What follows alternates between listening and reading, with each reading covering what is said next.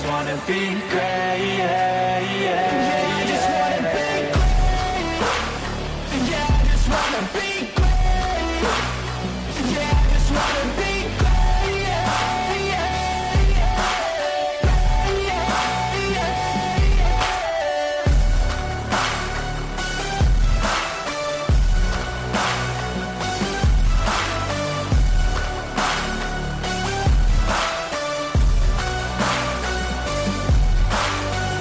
This is a statement to appreciate all that is vacant. It's just for the taking. If you make up your mind, you can take it.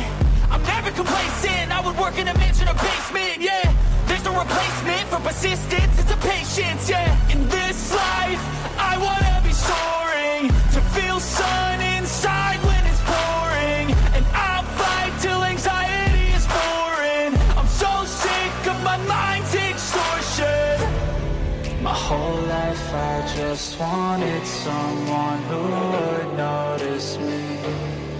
My whole life I just wanted to be somebody to be. Yeah, I just wanna be great. Yeah, I just wanna be great. Yeah, I just wanna be great, yeah, yeah, yeah, I just wanna be great. Yeah, I just wanna be great.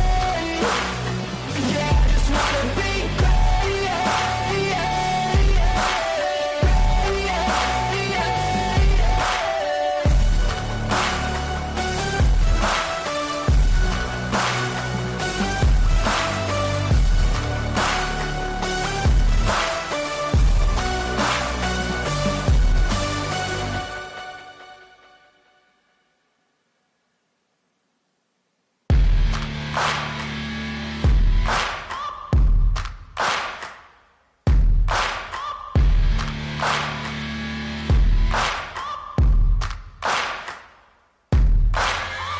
Searching for greatness in a sea of the dying and shameless, a sea of the aimless. I don't wanna be one of the nameless. I'ma wake up with the mindset that one day I'm gonna make it. And I don't think I'll be fine if I don't break my limitations.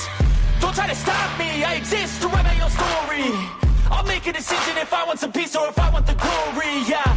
Don't want a life that is complacent or possibly boring. I just want a life that is worth every day exploring. My whole life I just wanted someone who would notice me. My whole life I just wanted to be somebody to be. Yeah, I just wanna be great. Yeah, I just wanna be great. Yeah, I just wanna be great, yeah, yeah, yeah, I just wanna be great. Yeah, I just wanna be great.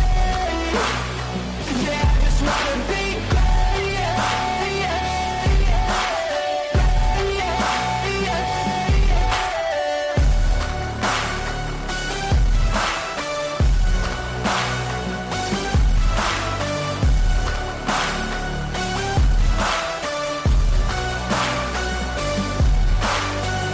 This is a statement to appreciate all that is vacant. It's just for the taking. If you make up your mind, you can take it. I'm never complacent. I would work in a mansion or basement, yeah. There's no replacement for persistence. It's a patience, yeah. In this life, I wanna be soaring, to feel sun inside when it's pouring. And I'll fight till anxiety is foreign. I'm so sick of my mind's extortion. My whole life I just wanted someone who would notice me. My whole life I just wanted to be somebody to be. Yeah, I just wanna be great. Yeah, I just wanna be great. Yeah, I just wanna be great, yeah, yeah, yeah, I just wanna be great. Yeah, I just wanna be great. Yeah, I just wanna be great, yeah, yeah, yeah, yeah, yeah.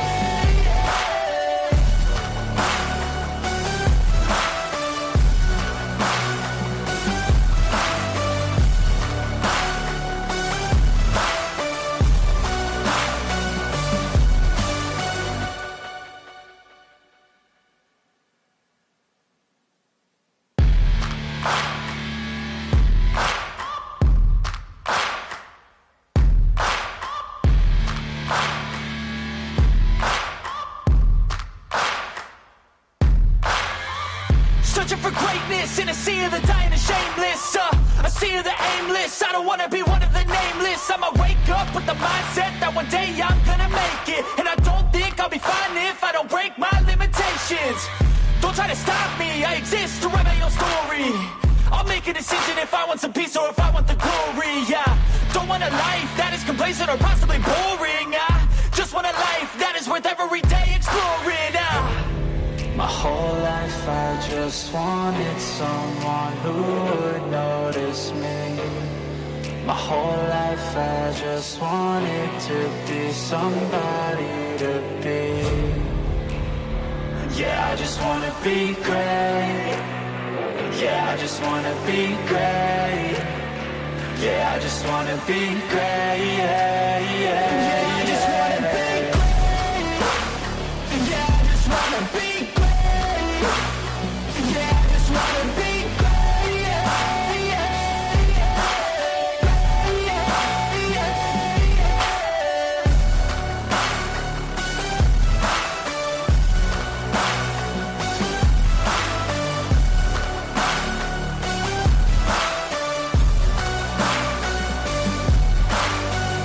This is a statement to appreciate all that is vacant. It's just for the taking. If you make up your mind, you can take it. I'm never complacent. I would work in a mansion or basement, yeah. There's no replacement for persistence. It's a patience, yeah. In this life, I wanna be soaring. To feel sun inside when it's pouring. And I'll fight till anxiety is foreign. I'm so sick of my mind's extortion. My whole life I just wanted someone who would notice me. My whole life I just wanted to be somebody to be. Yeah, I just wanna be great. Yeah, I just wanna be great. Yeah, I just wanna be great. Yeah, yeah, yeah, I just wanna be great. Yeah, I just wanna be great. Yeah, I just wanna be great. Yeah, yeah,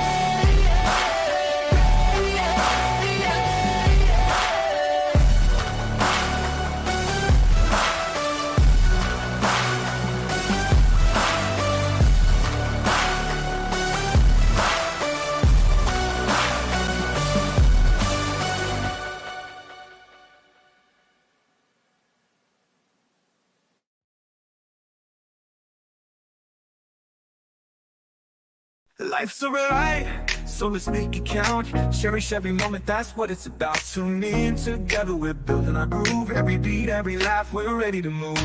A little laughter, some love, we're soaring high. Every single episode reaching for the sky. News on the airwaves, spreading good vibes. Friends together, watch how our spirits rise. Kick back, unwind, leave the troubles behind. This podcast is gold, a treasure you'll find. With every word, we'll light up your day. Join the conversation, let's laugh all the way. A little laughter, some love, we're soaring high. Every single episode reaching for the sky. News on the airwaves, spreading good vibes. Friends together, watch how our spirits rise. Kick back, unwind, leave your troubles behind. This podcast is gold, a treasure you'll find.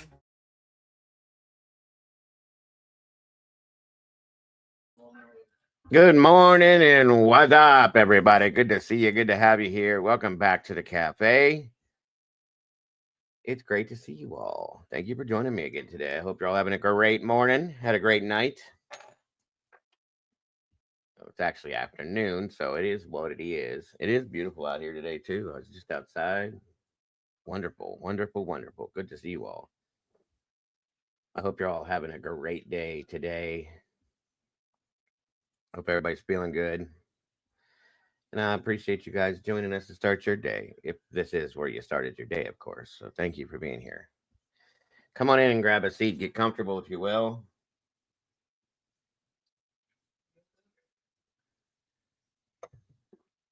Let's do this thing. What is new in the news? What's going on out there in this crazy world we live in today? We're going to check it out.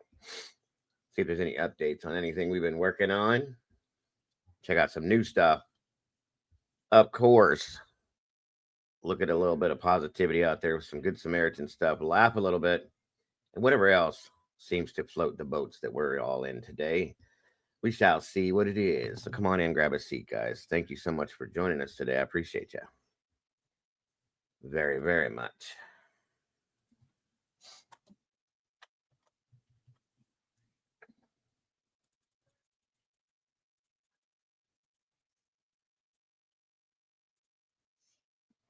Thank you all again for dropping them purple hearts in there in honor of Wisdom Speaks, as always. Like I said, it may not last forever, but as long as we can remember to do it, we're going to try to do it. Just to honor Wisdom. That way she's always here with us in some sort of way. So thank you all for that. You guys are amazing. Come on in. Let's see who we got in here so far. Miss Alicia J. Hey. Gianna Gambino. Paisan. Good to see you today, my dear. Thank you for joining us. The sassy one, Miss Cassie's in the house. Miss Tandy from... Okay. There was a glitch. Miss Tandy, the Seahawks fan. Welcome back to you. Randy Furr, my brother. Always a pleasure to see you here. Brady B, our OG. Good to see you, Miss Brandy. Great to have you here. Fizzy's fizzing out in the chat today. Good to see you, Fizzy Cake. SRBBBBB. Good to see you today. Let's see. Who else do we have in here?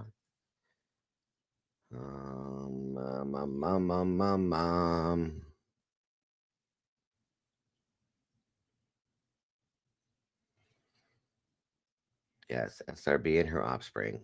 Gotta love it. Miss Trish Crow, it's good to see you. It's been a little while. Tippy Hadron, Colliter, welcome back to you as well. The tomboy floating in on her bird like she always does. LL is back in the house today as well. Good to see you, LL. Miss Paula, always an honor to have you here and all your positivity. We appreciate you being part of this community every day, every show. Miss Paula's always here, guys. And please, like SRBB says, please, if you haven't done it yet, please hit the like button, subscribe, share this out, hit the notification bell. That way you don't miss joining us live ever. Thank you so much, SRB. Good morning to all you beautiful peeps. It's great to see you guys today. Trolling account, hey, and good afternoon to you. Dive bombing. Yes. Welcome, Dory. Good to see you today. Yes, your offspring. Come on in, guys. Grab a chair, grab a couch, grab a stump, toilet, whatever you want to sit on, grab it. Backwoods Beats in the house, guys. Welcome back. Good to see you. All the meatballs, welcome to you. Guys, please make sure to keep that $sign. You go into that little square $sign, click on that. If you haven't done that yet, I know you hear me say it all the time, but just reminding some new people come in here don't know. Make sure you can receive gifts when you go into that little $sign. That way, if there are any kind of memberships handed out, they will hit you if you don't have one. We got too much white in here. We can bring some green back. Love to see Randy jump back in the sauce with us, of course. Daniela Kiriako, welcome back to you. Exactly. Tomboy knows me. Sunglasses because of my radiant personality. That's right. Thank you so much. It's so bright and radiant. I don't want to blind everybody with it. Please come on in. If you're on the toilet, please don't feel the need to tell us. Well, you know, it is what it is. Either way. Good afternoon, Daniela. Come on in. All right, Alicia. I knew she was going to be the one to tell us, her or Tomboy. You guys want to jump in the sauce with us? Please do. Please do. That's how you do it right there. Yes, our Senior B will let you know how to do it. And if that one don't work for you, if you got an iPhone, if you're on your phone, try that link. It does help. I promise it does. We got plenty of room. We got new pots in here for plenty more sauce. So please feel free. Jump on in here with us. No. Come on down, guys. Grab a seat. Miss Christina, welcome back to you. Great to see you today.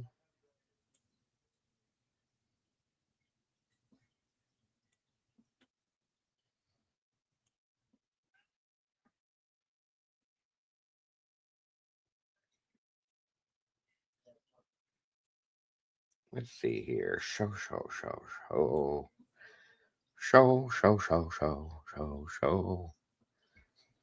Dory said, I hit the like button. Did you?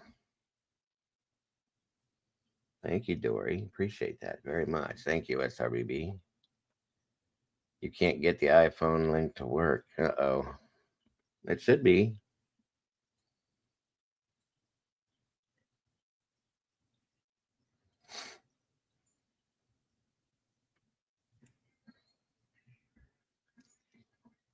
Thank you, Gianna.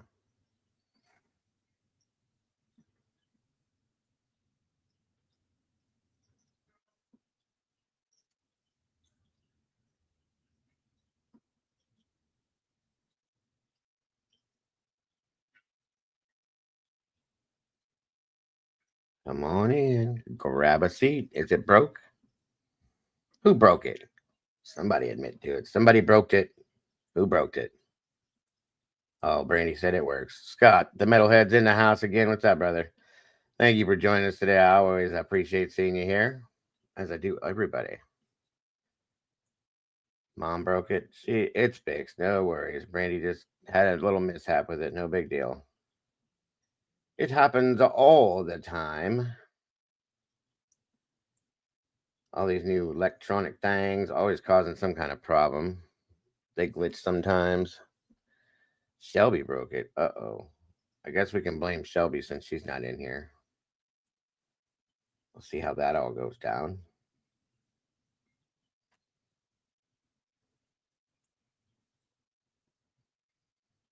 Let me see something here.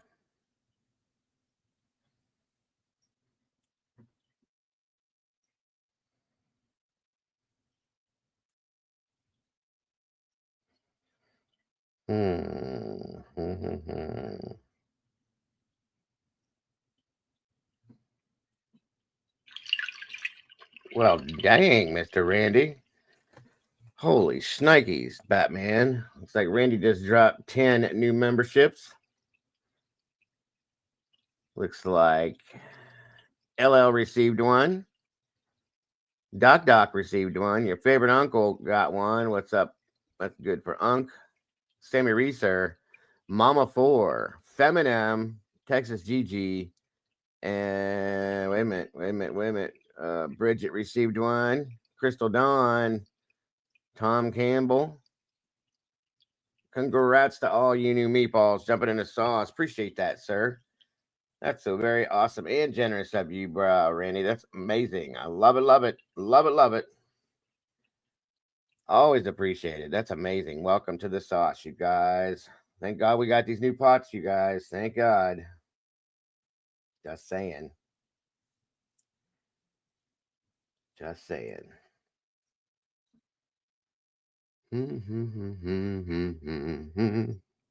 Randy, that was amazing. Thank you, bro. Very much appreciated. Randy rocks. He literally does. Yes. 10 new meatballs. You cannot go wrong there.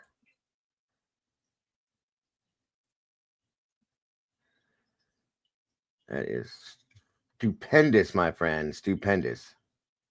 Welcome, you guys. That's so much appreciated, bro. Seriously. Yes, we can always get a bigger pot. Simmer away. That is a fact. Air gives you heartburn today. Well, that's interesting, Elisa. CZ's in the house. Good to see you today, CZ.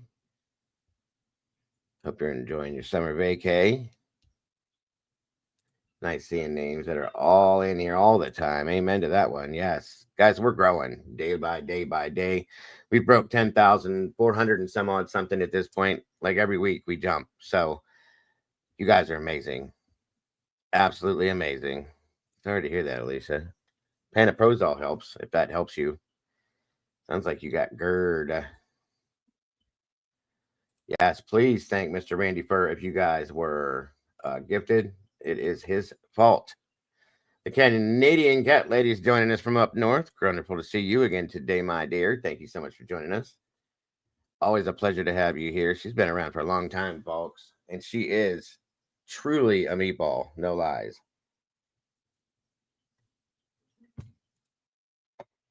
It is so awesome to see us growing organically.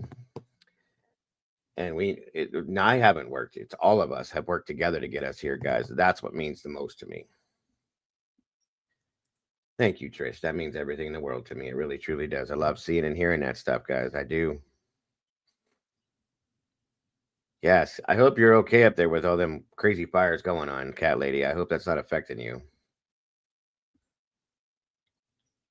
Randy Furs, good lord, bro. $20 super chat. You deserve the best. I appreciate that, my friend. I don't know about that, but I appreciate that very much. Jeez. Damn, brother. Thank you so much for that. Again, God bless. You guys, wow.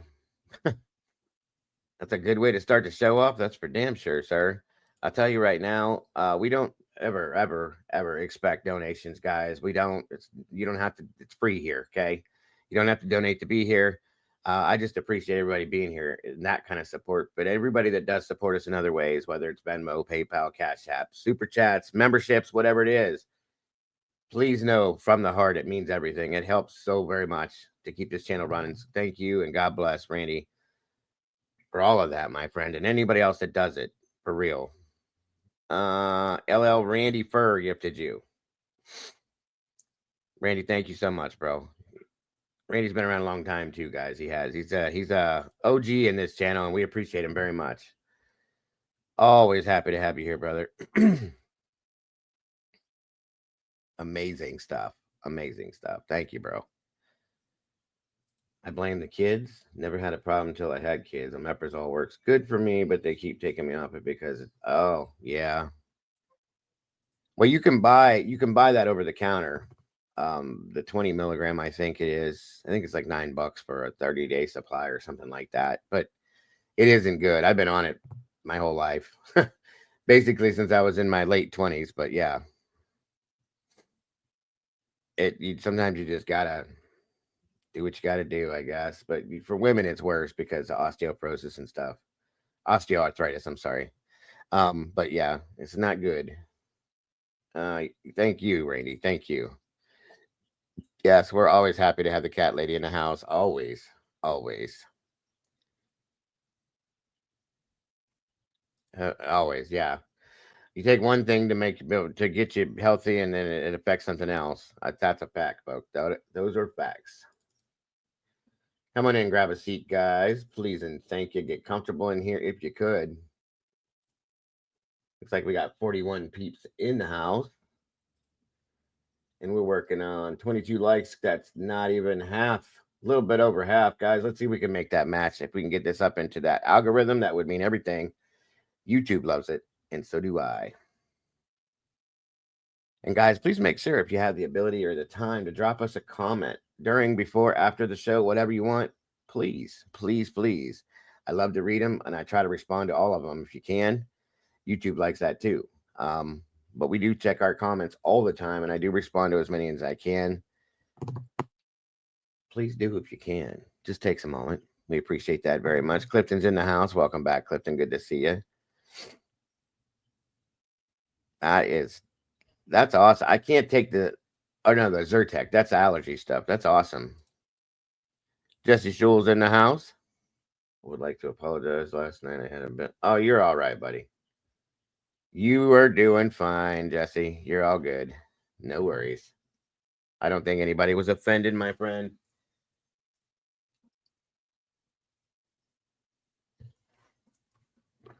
At all. You're absolutely fine, sir. I appreciate the apology. There's the fact that you even think that you had to apologize. You know you don't. You've got a place here always, my friend, and always have from day one. So don't ever worry about that, bud. Demon Dog's in the house.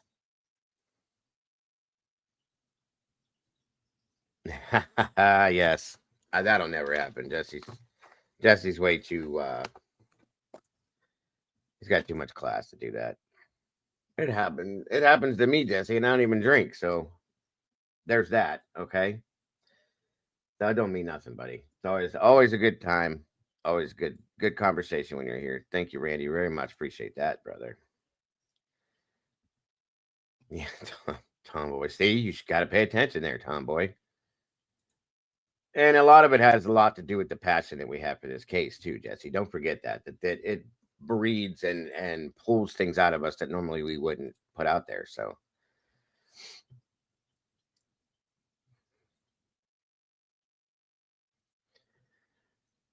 it was a good show. Great conversation. Sarge and Jesse joined us. I enjoyed it greatly. Stitches in the house. Good to see you, Stitches. Great to have you here. Greg McNeely, welcome, my friend. Okay. That's interesting, Greg.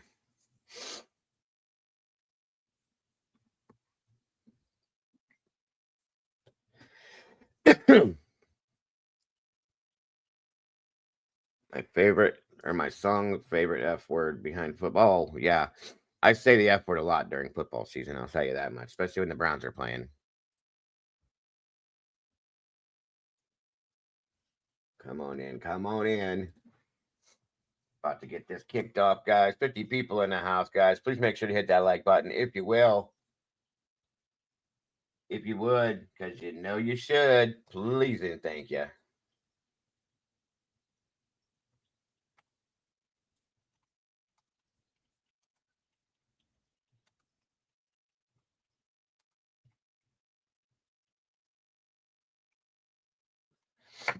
Come on in, guys.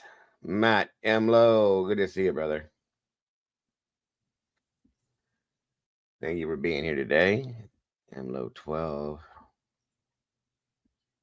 Was your name, did your name used to be Low 12, Matt? Did you change it up, bro? If it is, no big deal. I just was curious. I remember seeing Low 12 in here before. Oh, man, oh, man, oh, man, oh, man, oh, man. Let's see here.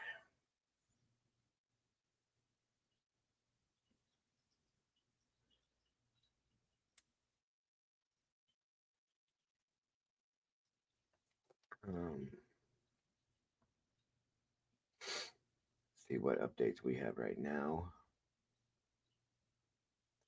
Of course, we're jumping into any updates we can find on the Jack and Lily situation. Yeah, it used to be Low 12, or somebody by the name of Low 12 used to come in here. So, yes, the missing girl from Utah has been found. She's home. Thank you, LL. That's true. Very good news. It's always been like that. Okay, got you. But I know there's another name that Low 12 that comes in that Walt's always talking to, whether they're here or not. It happens. It's all good. Come on in. Grab a seat. Get yourselves comfortable. It is absolutely wonderful news. Wonderful to hear. Thank you so much, LL. Love hearing updates like that. Yes, it's warming up finally here too. The sun is bright and sunny, and I love it. We've needed it for a while, guys. It's time. That's kind of what I thought too, at least. It's been a while, but I don't know. Walt just talks to people sometimes. Whether they're there or not, that's just Walt being Walt. That's what he does. There's others out there that do the same. That's okay. Walt just likes, yeah, like Alicia said, Walt just likes to be a troll from time to time. It makes him feel good. Let's see. I got a couple things here. I don't know. Of course, RCMP website has nothing new. One moment.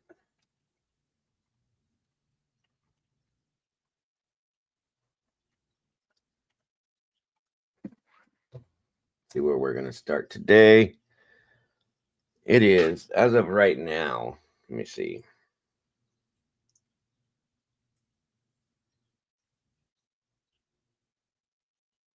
Hang on.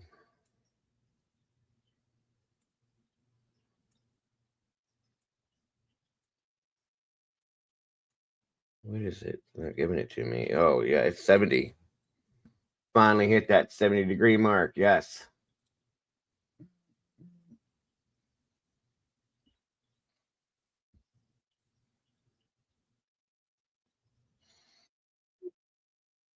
Sorry, guys.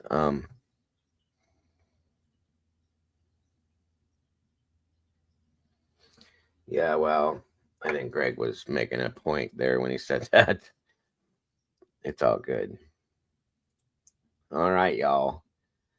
50 peeps in the house. Everybody hit that like button. Please double check one more time. And if you're not subscribed to this channel and you want to be, please make sure you are, because sometimes YouTube messes around with it and you're not. So if you are subscribed, make sure you hit that notification bell. That way you don't miss anything we do, because we don't want you missing nothing. We love having you here. Captain Jenks, our brother in the house. Good to see you, sir. Thank you for joining us today. I appreciate you very much. As always, the family's all here. I saw that, cat lady. Yeah, they're having a candlelight vigil tonight for the kids. Very sad. They need to get some answers for this. I don't know. Michelle, we're going to run Michelle's newest video on this, as we've been following Michelle After Dark on this. And any news links that we can find. And again, RCMP's holding this very close to their vest. Not their chest, their vest. SRB. So, yeah. We take anything we can, most anything. I won't watch just anything on this, because there's a lot of crazy stuff out there too. We got to be careful what we take into effect on this. So let me see here. No, Alicia, I don't think that works. I don't think so, Fizzy. I don't think they brought him in yet. Like I said, the whole country only has so many. They were saying, based on what we had heard, and to get him there, I guess, I don't know. It should be a priority anytime kids go missing. But like I said, they could have borrowed some from here. There's so many states that are close to the U.S. that I'm sure have them. Just borrow them. You know what I mean? Just to get them in there. Oh, don't feel bad, Alicia or Brandy. I do that all the time. But that would make sense to me. If you don't, like, where's the next closest border state, you know? In the U.S., I'm sure they wouldn't mind coming over there. Kent Kearney joining us today. Great to see you, Kent. Thank you for being here. All right, guys, let's see what Michelle's got to say about this real quick. Thank you again for joining us. Let's go. My name is Michelle. I hope you're doing well. Welcome to another video. It is Monday morning, the 2nd of June. In this video, we're continuing the coverage of missing 6-year-old Lily and 4-year-old Jack Sullivan from Lansdowne Station in Nova Scotia. And after another weekend of searching, there has been no evidence found, nothing. So we're going to talk about that, but the bulk of this video is going to talk about the family. What on earth is going on with this family? Let's discuss.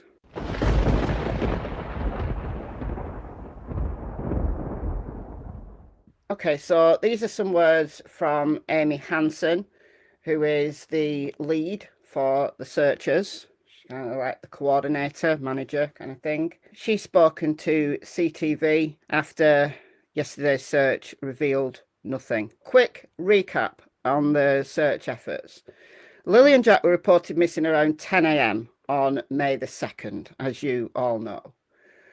There was a large-scale search. I mean, they threw everything at it. You can't fault RCMP and the search organisations for what they did in the first few days. They believed Lily and Jack had wandered off into the woods, and they went all out to find them. As much technology as they could throw at it. They had drones, helicopters, live-sent tracker dogs. They had dive teams. Then the press conference on May the 7th, they said they were scaling back that acute search. But they did continue to search in more specific areas. So May 8th and 9th, the RCMP dive team, they searched Lansdowne Lake, another nearby. Morning, T2014. Thanks for that info, by the way. That's good points to know. Who knows what the U.S. and Canada relations are at the moment? That's a good point. Good point. Moonlit Baby's in the house. Good to see you, Moonlit. Thank you for being here today. Very good point. They could actually be in New Brunswick, is another thing. They could have crossed over. Officials in the house. Good to see you, Official. Thank you for joining us today, bro. Always great to have you here. Love that t-shirt in your avatar. Waterways and found nothing. That was it for a while. Then, May 17th and May 18th, so 2 weekends ago, the searchers were back. They did another 2 days of searching. The first search they did 5.5 square kilometres, which is 3.4 miles. I have to convert everything into old money. We know that that wasn't a circle. It was like more of an egg shape, focusing on the gas pipe area to the west of the home, where a boot print was found, a children's boot print. Now, they did send a dog out there the day that they found the boot print, but that dog did not get a track. We heard that from the dispatch audio, so we know that that happened, okay? But they didn't get a track. The thing that gets me is that there's no tracks, there's no scent. And in a wooded area, you'd think there would be. You'd think there would be if they're in the right area. That really concerns me. They got sent from the property. Daniel says it stopped at the road, but we've had no confirmation that cadaver dogs were ever used. It was a question that was asked at the May 7th press conference, and they hadn't at that point. Don't know whether they have now.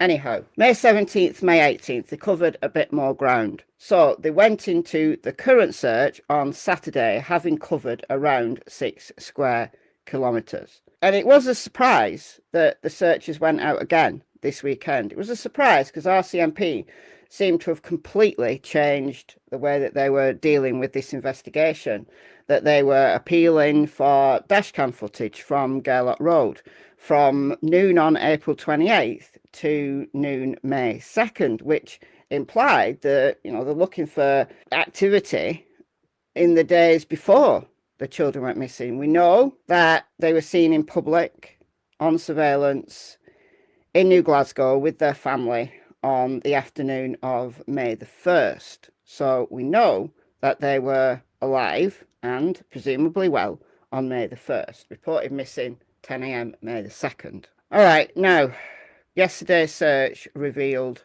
nothing. So I'm going to read a little bit of this article. If you want to read the whole article, I'll put the link to it in the description box. I always put the link to my sources in the description box, so check down there if you want to go over anything that I've included in the video.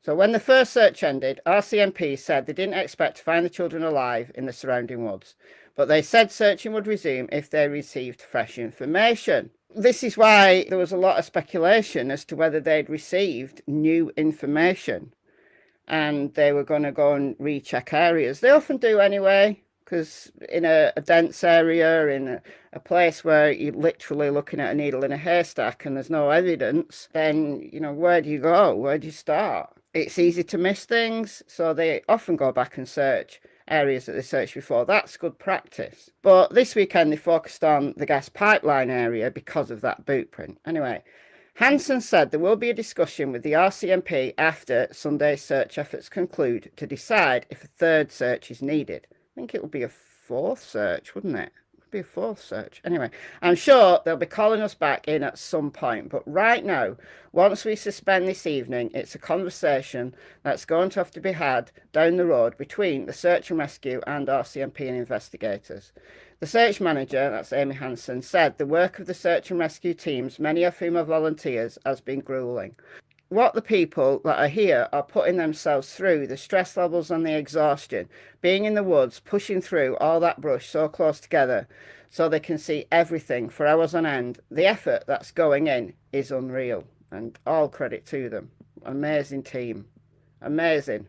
Investigators have confirmed the RCMP's Major Crimes Unit has been involved in the case since May the 3rd, which is routine for missing persons cases. On May 13th, the Mounties said they'd received more than 180 tips from the public. The police force said officers had interviewed community members and family members. The last update, they said they'd done about 50 interviews and they were in the process of doing more. Just no answers at this moment that we know about, anyway. Now, the family have been speaking out periodically on social media. Now, we know that the children's mother, Malaya Brooks Murray, she left on May the 3rd, 24 hours after Lily and Jack were reported missing. And we were told originally, this all came from Daniel talking to the media, that Malaya had left after her family got in an argument with his mother and she kicked them off the property. And Malaya left. Now, Daniel has said a little bit more since then, that she left after leaving the briefing on May the 3rd, going sitting in an ambulance, and then she left. And he hasn't seen her since. And she's blocked him on social media. She's taken all his photos off her social media. She took her Facebook down. She put her Facebook back, but with all his photos gone. And you've got to ask yourself why. Why has she done that? Because she said that she can't live without him. And then she's done this. Blaming him that he's got something to do with it. I don't know. Now, last week, when was this? 6 days ago, I included some posts in a video from someone called Daphne Ann Sullivan. For people who doubt that Daphne Ann Sullivan is a family member, look, I can't definitively prove it. I can't go and give her a DNA test, can I? But she's the sister of Jimmy. Jimmy is the children's granddad, bio granddad. Don't think he knows them, don't think he sees the kids. Like, this Daphne person hasn't seen the kids in ages. They've been saying Malia has kept the kids away from them. Anyhow, we've got Jimmy, who is the dad of Cody, who is Lily and Jack's bio dad. Daphne, being Jimmy's sister, is Cody's aunt, which is Lily and Jack's great aunt. Okay. And she's been saying that they should be interrogating Daniel, and, you know, their side of the family's been interrogated, and Daniel should be. Well, he has been. He has been. And apparently he's done a polygraph. Look, the wording that he used to the media, some people have come into my comments saying, he never said he passed. He never said he passed. Well, the media are saying he passed. I can't prove it. I wasn't there. Okay, we can only go off what is being said. There's that. This is what Daphne said. The kids didn't even go in the woods in the first place. Plus, they have dogs in the yard. If someone abducted them, the dogs would have made a noise. I say they were taken off the land by someone close to them and by quad or vehicle, so quad bike. And they are nowhere in them dense woods. So just stop searching because you're not there.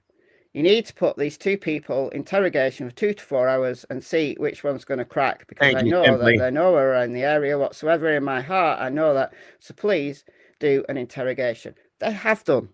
They've interviewed both Malia and Daniel. Daniel was there for 4 hours at one point. He's been interviewed multiple times by the cops. Tell the mother you're going to take away the baby or take the baby away from her, whatever the case may be, to get her to talk, because something has got to be done before it's too late.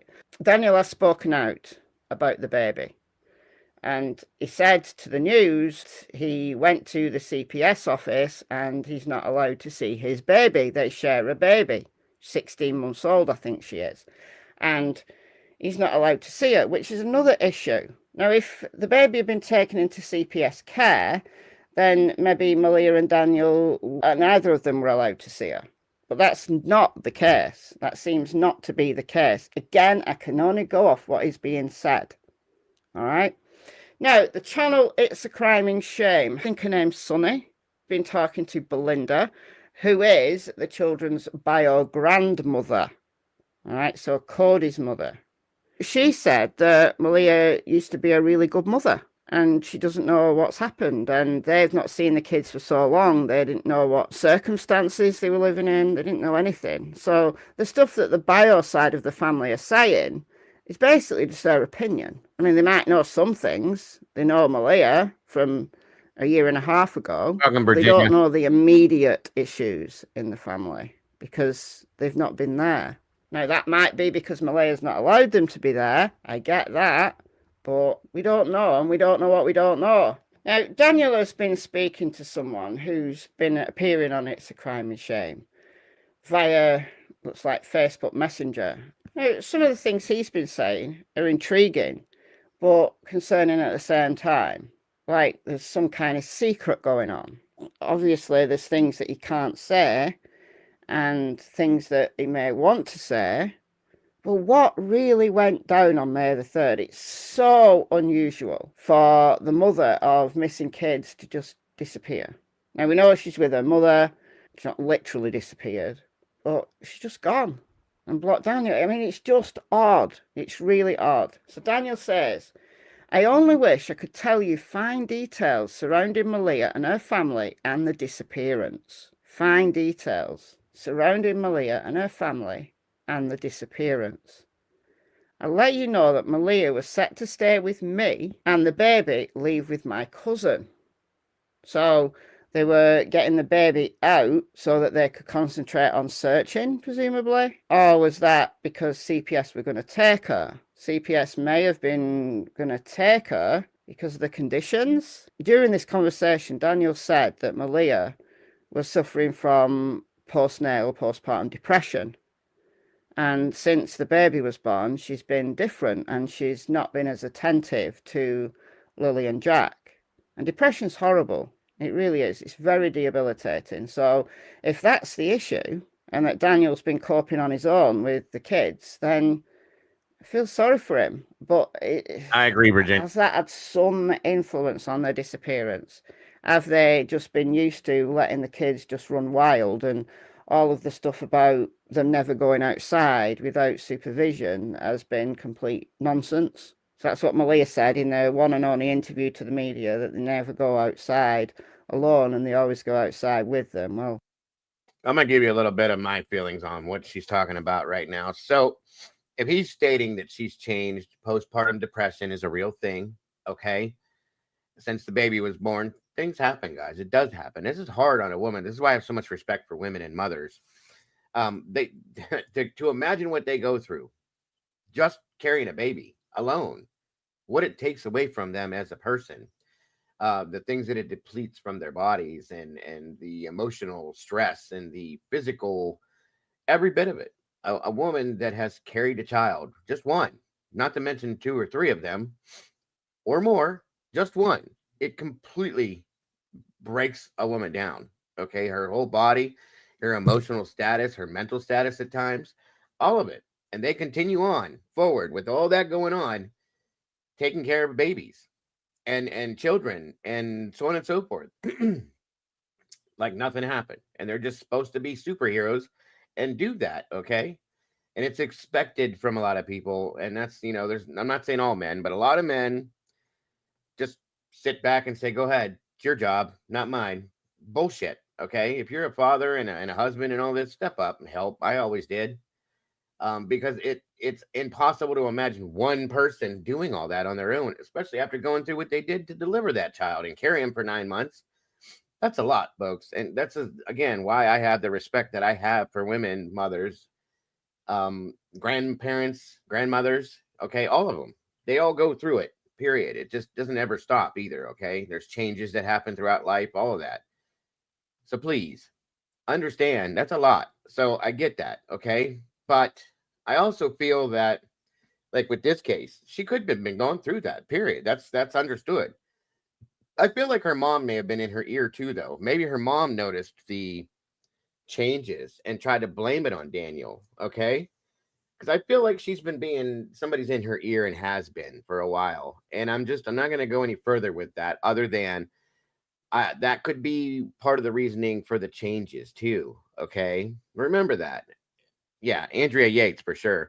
And see, here's the thing: is you got to fight it. Women fight against that stuff, guys. The feelings, the emotions, all of that stuff. Okay, and they make it through. Some of them, a lot of them do. They get through that and keep going forward. Some of them don't, sadly. Andrea Yates and stuff like that. So imagine the strength it takes to get through that and to keep doing what you're doing every day. Especially housewives. There's a lot of women out there that go to work, come home, clean the houses, cook, take care of the kids. All of that, guys. So there's got to be a little bit of understanding there for that. But again, when you have somebody else chirping in your ear and you're already going through all of this per se, she had 2 other children that she's taking care of, just had this baby. I don't know what he does as far as helping out, so on and so forth, but still it's a lot for a woman, okay? And a mother. So remember all that going on. So if you got somebody in your ear telling you one thing when you're already depressed, and it will definitely help change your mind. If it's somebody that's impressionable in your life, your mom, your dad, a close aunt, close friend, it can happen, guys. And that's what it makes it make some sense to me as to her saying that she couldn't live without Daniel in 1 minute. And in the second foot, on one foot, that on the other foot, She's gone. Somebody got in her head, I think, is part of this. That's just something I'm saying. That's my opinion. That's, there's no proven facts, but I'm just saying, it's a thing. I truly feel it's a thing. Welcome, Noni. Always a pleasure to have you here, dear. Not sure what I popped in on, but if anyone can speak about life changes and the chaos and crazy that can come along with finding a new normal, I can speak on that. Hey, welcome, Noni. Wonderful to have you here. Just putting a little info out there about postpartum depression and things like that and what goes along with pregnancy and all that stuff, Noni. That's all. What Daniel has to say about her and her behavior with the kids. If they were supposedly well, yeah. I got you, cat lady. I got you. She could have all the help in the world and still be, that's the point I'm trying to make. Doesn't matter.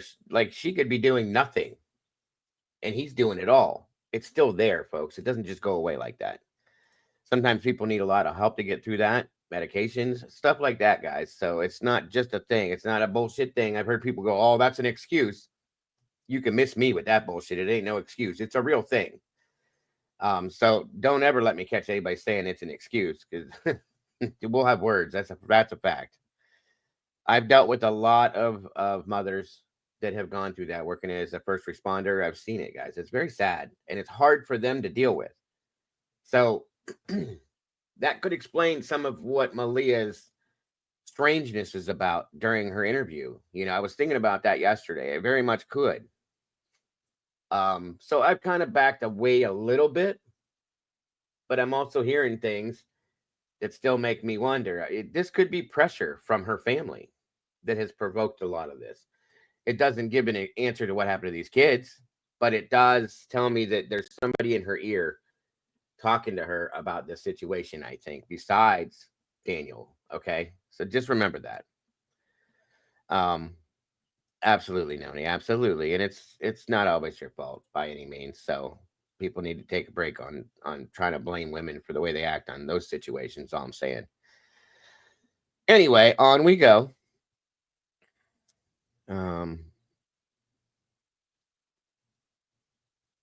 Postpartum is worse in today's world with all the extra. Amen to that one, bro. Amen to that one. All the additives to the food and the supplements that have to be taken to make up for different things that are missing. It's just it's a horrible circle. It really is. So anyway, onward we go.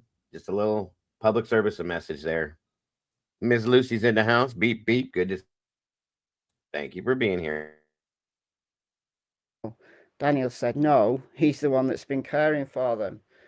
Anyway, 5 minutes alone with her mother after the first search briefing, Malia completely changed. She couldn't even look at me. An hour before this, Malia told RCMP she felt happiest and safest with me. He went on to say, Lily and Jack called me dad and came for me for everything, never Malia. She had no control over the kids. They were wild with her and with me, listened and were well behaved. I promised myself I'd always be there for Malia and the kids, and I'm holding that promise. So is he saying these things to make himself look good? Or is he being really sincere here? I have no reason not to believe him. However, everything's on the table. Every single thing is still on the table for me. Also went on to say, I'm not being negative towards Malia. I love her. I never lie because that's just not me. I say the truth, even if it hurts. I'm sorry to say that, but I live in reality, and reality is what it is. So has Daniel been coping alone with 3 kids while Malia's been depressed and just not able to help? Is that why she was in bed? Has she been telling porcupines to the media, saying that the kids never go out alone, and actually they're maybe running wild all the time? And if Daniel's not there, then they just run wild? Is the reason why she's left because she blames Daniel for not looking after them, even though she was there? That would be really harsh if she was. Or is there more to this? Again, I don't know. Everything is on the table. RCMP seem to be still focused on the woods. Are they considering abduction? Do they want to know the family's movements in the days preceding? Yes, of course they do. Why do they want footage from the 28th onwards? The neighbour from 3 miles away, Melissa Scott, she was asked for trail cam footage of her 7 trail cameras from her 40-acre property from April 27th onwards. And there's a reason for that. There's absolutely a reason for that. If RCMP absolutely know that Lily and Jack were alive with the family on May the 1st, but they're looking for footage from April, they want to track people's movements, potential abductors, also the family. Yeah, the kids, they had been trying to get the kids registered on the reservation with the tribe, with the Mi'kmaq. And Tomboy states now that the 2 smaller children, the 2 missing children in Malaya, are registered now, but they weren't. They had been trying to get them, and they couldn't. And as soon as they go missing, now all of a sudden, now they're registered with the tribe. Whatever that actually means, guys. I don't know the exact terms for it, but that's true. And the baby's not. And I don't know if it's because it's not full, you know, partly it's part Daniel's, part hers. I don't know if that's the deal. I haven't looked into that very deeply yet to see, but that is something that we have found out.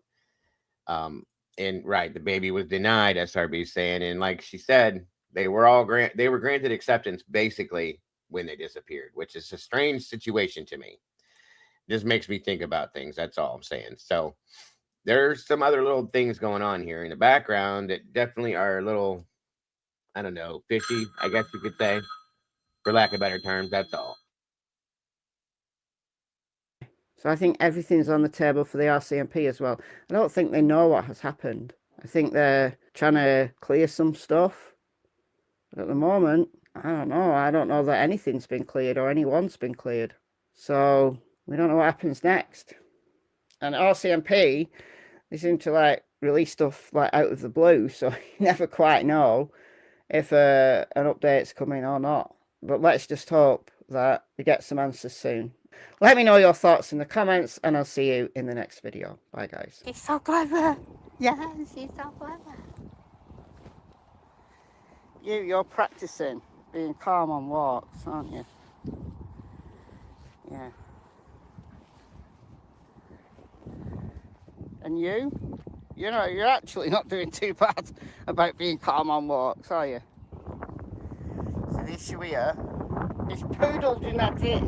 Yes, it's poodle genetics, Tilly, isn't it?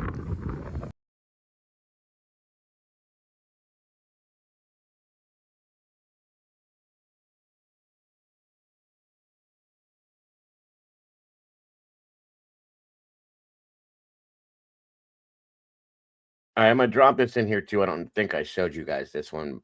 So I just wanted to make sure that this was backed up along with this. So here we go. Sorry, guys, if I did miss it. And noon on May 2nd. Those that have been following the case know that the children were reported missing around 10 a.m. by their mother on May 2nd. RCMP also reported this week that the children were seen, they can confirm the children were seen in public on the afternoon of Thursday, May the 1st. So that put to bed any speculation that Lily and Jack went missing days before they were reported missing. So that's a lot of theories put to bed, which I'm thankful for.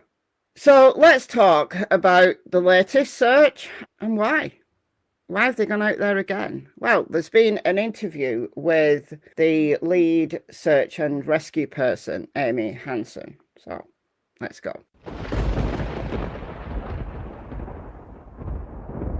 And our plan for tomorrow, so that's today, June 1st, in the area of Gerlach Road, as the missing persons investigation into the disappearance of Lily and Jack Sullivan continues. More than 75 trained searchers from ground search and rescue organisations, including Colchester County, Pictou County, East Hants, Halifax, Strait Area, Spring Hill and Pugwash, were engaged today in an effort to advance the ongoing investigation to locate Lily and Jack. Searchers focused on specific areas around Gerlach Road and the nearby pipeline, which is the gas pipeline trail where a boot print was previously located. So Amy Hansen talks about that, so hold that thought. We continue to ask the public to avoid the search area to allow trained searchers to do their work. Any future searches will be determined based on the course of the investigation. We also got some photos from the Truro and Colchester Code 1 coverage, which is quality safety focused coverage of first responders doing their work, creating awareness and so on. These are the photos. So, Code 1 comment. In this video, you can see the Colchester Ground Search and Rescue Association thermal drone taking off to search just after 4:30 a.m. today. So that was obviously yesterday. So this is thermal. One GSAR member we spoke with today indicated they had taken off more than a dozen black-legged ticks throughout the day. Please look after each other and selves. Thanks for all you're doing.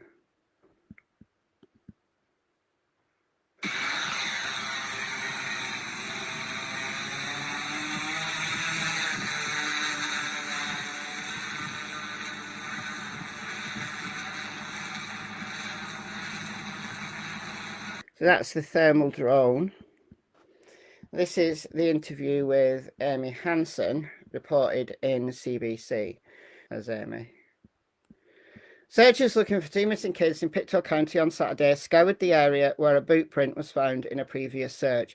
So I believe it was like the day after the children went missing that this boot print was found, and they got a dog there, didn't get a scent, which I don't even know whether this is anything to do with Lily and Jack.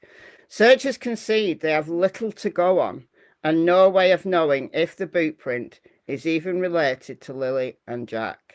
Now, there's been loads of speculation as to why these searches happened, like surprise searches happened this weekend. Like I said, days after RCMP said they had no future searches planned, which was really sad. I reported on it on this channel. So it was an obvious speculation, obvious, that maybe a new tip had come in, maybe there was a new lead. You know, after scouring surveillance cameras and so on, maybe there was a new lead. But if RCMP have new leads, it doesn't seem to have been communicated to the search and rescue teams on the ground. Maybe they've just been told to go and search. I don't know. It makes sense that they're following a new clue, but seemingly not, according to this interview with Amy Hansen. We don't know for sure if it was from the children, but it's the only real thing we've had to go on thus far, said Amy of Colchester Ground Search and Rescue, who is managing the search this weekend. Approximately 75 volunteers resumed the search on Saturday. Lily and Jack went missing, as we know, from their home in Lansdowne Station just over 4 weeks ago. The rural area is around 140 kilometres northeast of Halifax. Hansen said there has been no new evidence since the search was suspended 2 weeks ago on May 17th. No new evidence. So I think RCMP are appealing for dashcam footage because they don't know what else to do at this stage. Maybe from April 28th because they're covering every theory that maybe someone was patrolling or stalking that area, watching them. But honestly, don't think they've got anything. I really don't. Now, is that me being pessimistic? I go through days where I'm hopeful when there's an update, you know, like the neighbour from 3 miles away, Melissa Scott, reporting that they asked her for trail cam footage from April 27th. So, well, are they suspecting that the children went missing way before they were reported missing? Well, we know that's not true now because they were seen in public on May the 1st. We know that's not true. So Melissa Scott's 3 miles out. I think they're just widening the net now as far as they can. They're thinking up everything maybe that we've all thought. But every idea they have comes to naught. So absolutely demoralising. Really demoralising. No new evidence since the search was suspended 2 weeks ago. She said the search is focused on Lansdowne Lake and a nearby pipeline trail. Now, RCMP divers did dive Lansdowne Lake, which is fairly close to the children's home. It's not super close, but it's easy walking distance for a 6-year-old and a 4-year-old. If they used to go into Lansdowne Lake, did they go there and fall in or something? One of them got into trouble, the other tried to help, and they both ended up drowning. Well, they searched Lansdowne Lake May 8th and 9th and didn't come up with anything. And a nearby pipeline trail where the boot print was located. Hansen said the woods are full of brush and debris that have made it difficult for the searchers because there's downed trees and debris from the hurricane that went through a couple of years ago. Thus far, crews have done a grid search of about 6 square kilometres. Hansen expects them to search an additional 1 or 2 kilometres this weekend. So this is the area. This is interesting. This is the area that they're particularly focused on. So that's their home there. And then you've got Lansdowne Lakes there. So they're not searching super close to Lansdowne Lake. Because they've searched all this before. You can see from the search maps they showed at the press conference on May 7th, they kind of focused on this area. Equates to a radius of just over a mile with the home as the centre. It's more of an egg shape rather than a circle because they focus more on this area, and that is presumably because of the boot print. So they're doing that area again, and then maybe they'll go down there to the lake. You know, maybe they're thinking that the kids didn't go in the woods, they didn't walk through the woods, maybe they walk this way. That would be a much easier walk for them. Why they do it, I don't know. Walk down the road, up Lansdowne Road, and then maybe there. Could they have been attempting to walk to school? School's up here. There. They go to school in Salt Springs. Right, could they have gone out waiting for the bus? Bus didn't come, so they decided to walk. And they knew what direction they go in. That way, up there. And then maybe they thought they could go up there. Who knows? Who knows? Again, we don't even know whether this boot print that was found, a child-sized boot print, and we know that Lily and Jack went out in their rubber boots, but they walk along there and then tried to go home, realised they were lost, tried to go home. If so, then they're going to be on this side, aren't they? Like they try to cut through the woods or go down here. Who knows? Trying to put your mindset into that of a 6-year-old or a 4-year-old, it's really difficult to think what they would have done, what they would have thought in the moment. That is indeed, if they're there. I don't know. It's the no scent thing. It's the no scent at all that has got me. 3 drones are helping with the search, but poor weather conditions mean that helicopters haven't been able to assist. In addition to the Colchester team, ground search and rescue teams from Pictou Strait, East Hants, Springhill, Pugwash and Halifax are also helping out. We're actually starting to see people that just physically and emotional can't return to the search at this point.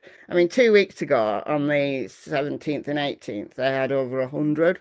So they have dropped in numbers, but it's taxing to give up their entire weekend, and it's just demoralising. They've got nothing. It's very taxing. Oh. On Friday, Daniel Martel, the children's stepfather, told CBC News the last month has been painful for his family. Every day when I wake up, it feels like I'm reliving a nightmare. The main feelings of sadness just turn to anger because there's no evidence after 1 month. The search for the children will continue until Sunday evening, barring any developments, said Hansen. Look, if Daniel's telling the truth and he has absolutely nothing to do with it, he has literally lost everything. He's lost everything. He's lost his entire family. Like Malia just upped and left. Now there's rumours that it was because her mother told her to. The first We're about 4 weeks in official. I think this is the 4th week. So yeah. It's been going on since May 2nd. I think I jumped on it May 3rd, I think, if I'm right, you guys. So yeah, about 4 weeks now. Yesterday, today, tomorrow would be the fourth 4 weeks even, in my opinion, I believe. I was just on the beginning, so yeah. Nonstop, every day, just about. Oh, it's all good, man. I get it too. All the time. Believe me, I get it every day. First thing we heard was she left after Daniel's mother made them leave. But I don't know whether that's true or not. There's other rumours that the CPS had threatened to take the baby. or that the plan was for the baby to go and stay with someone from Daniel's family, just to kind of get her out of the immediate area while the search It was could be going on. Jeremiah. And Definitely then could. Malia just changed her mind and went with her mother. I just don't know. But then Daniel says that CPS won't let him see the baby. I mean, why? Why is he not allowed to see his own baby? If he's got absolutely nothing to do with anything, what has Malia been saying? Has she been making stories up about it? Are the stories true? You see why there's so much speculation, because it's a... This is why I feel like her mother or somebody is in her ear, making her feel and believe certain things about this guy, in my opinion. And you know, making her feel guilt or for whatever, maybe for being with him. And she's trying to blame him. And I think that's coming from the mother or somebody close to her. I've felt that way for quite a while now, you guys. So thank you, Randy. I appreciate that, brother. Another good point, Tomboy. Hey, Raquel, good to see you, dear. They definitely should be looking into the bio father's family as well. They should have from the beginning, in my opinion. Yeah, definitely. And I'm still have no reason to see him any other way at this point, official. I do keep everyone skeptical, both sides. I don't care if they look good or not. I still have a bit of skepticism for anyone involved in this. Just saying, because you never know. You just never know. People can put on a good show. Who knows? I don't think that's what's going on with him. I do believe that he's being real, and he seems absolutely genuine to me, but we just never know. So, right. Absolutely right. very odd situation that the mother should just up and leave. Now, there's rumours that she's got postnatal depression since she's had the baby. She's not been as kind of attentive to Lily and Jack, and that Daniel's been doing most of the care. And I can actually see that. You know, depression's horrible. Depression is really horrible. And when you look at her Facebook from maybe a couple of years ago, loads of pictures of Lily and Jack, you know, looking really happy. But then that seems to have Interesting, petered out. Jeremiah. So I Thank you could for that. see, actually, that maybe she's fallen into a pit of depression and she hasn't been as attentive to Lily and Jack. And Daniel's tried his best. Good stuff. And maybe she blames him for something that's not his fault. We've got to consider everything. RCMP are considering everything. We've got to consider everything. Can't just stick on one theory saying they did it. Can't do that. You've got to be open-minded, because there's nothing. There's nothing at all. Nothing. After 1 month, there is zero, zilch, nada. Nothing. It's just Not even heartbreaking. It really is heartbreaking. All right, guys, let me know your thoughts in the comments, and I'll see you in the next video. All right. Thank you again, Michelle. I've been following her from the beginning on this as well. It's quite interesting. Let me see something here.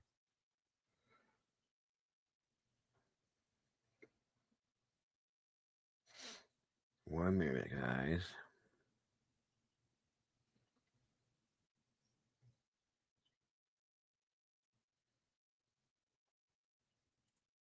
Okay, I could get this other sent to me on this case. It's a channel we watched before. Is she not?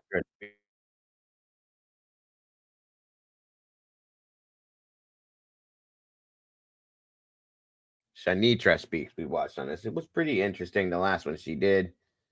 This isn't very long, so I'm gonna check this out real quick with you guys, and then we'll probably be moving on because there's nothing else. It just doesn't come out very quickly with this, sadly. See what she's talking about here. It might be some stuff we already know, but I think there's some other stuff added in here too. Let's see what we got, guys.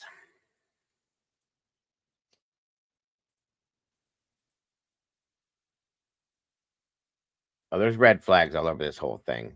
All over. Didn't someone say, look, but yeah, that was a while back, but I think they've been in all the waterways now. I'm not 100% sure if they're all been covered, but they did say to check that they had people in the waterways checking things out. So I hope they have fully checked them out. All right, hold on a minute here.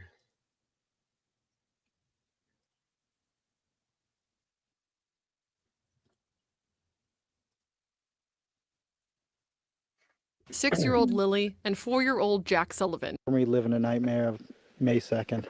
But the main feelings from sadness have just turned to anger because there's no evidence as of after 1 month.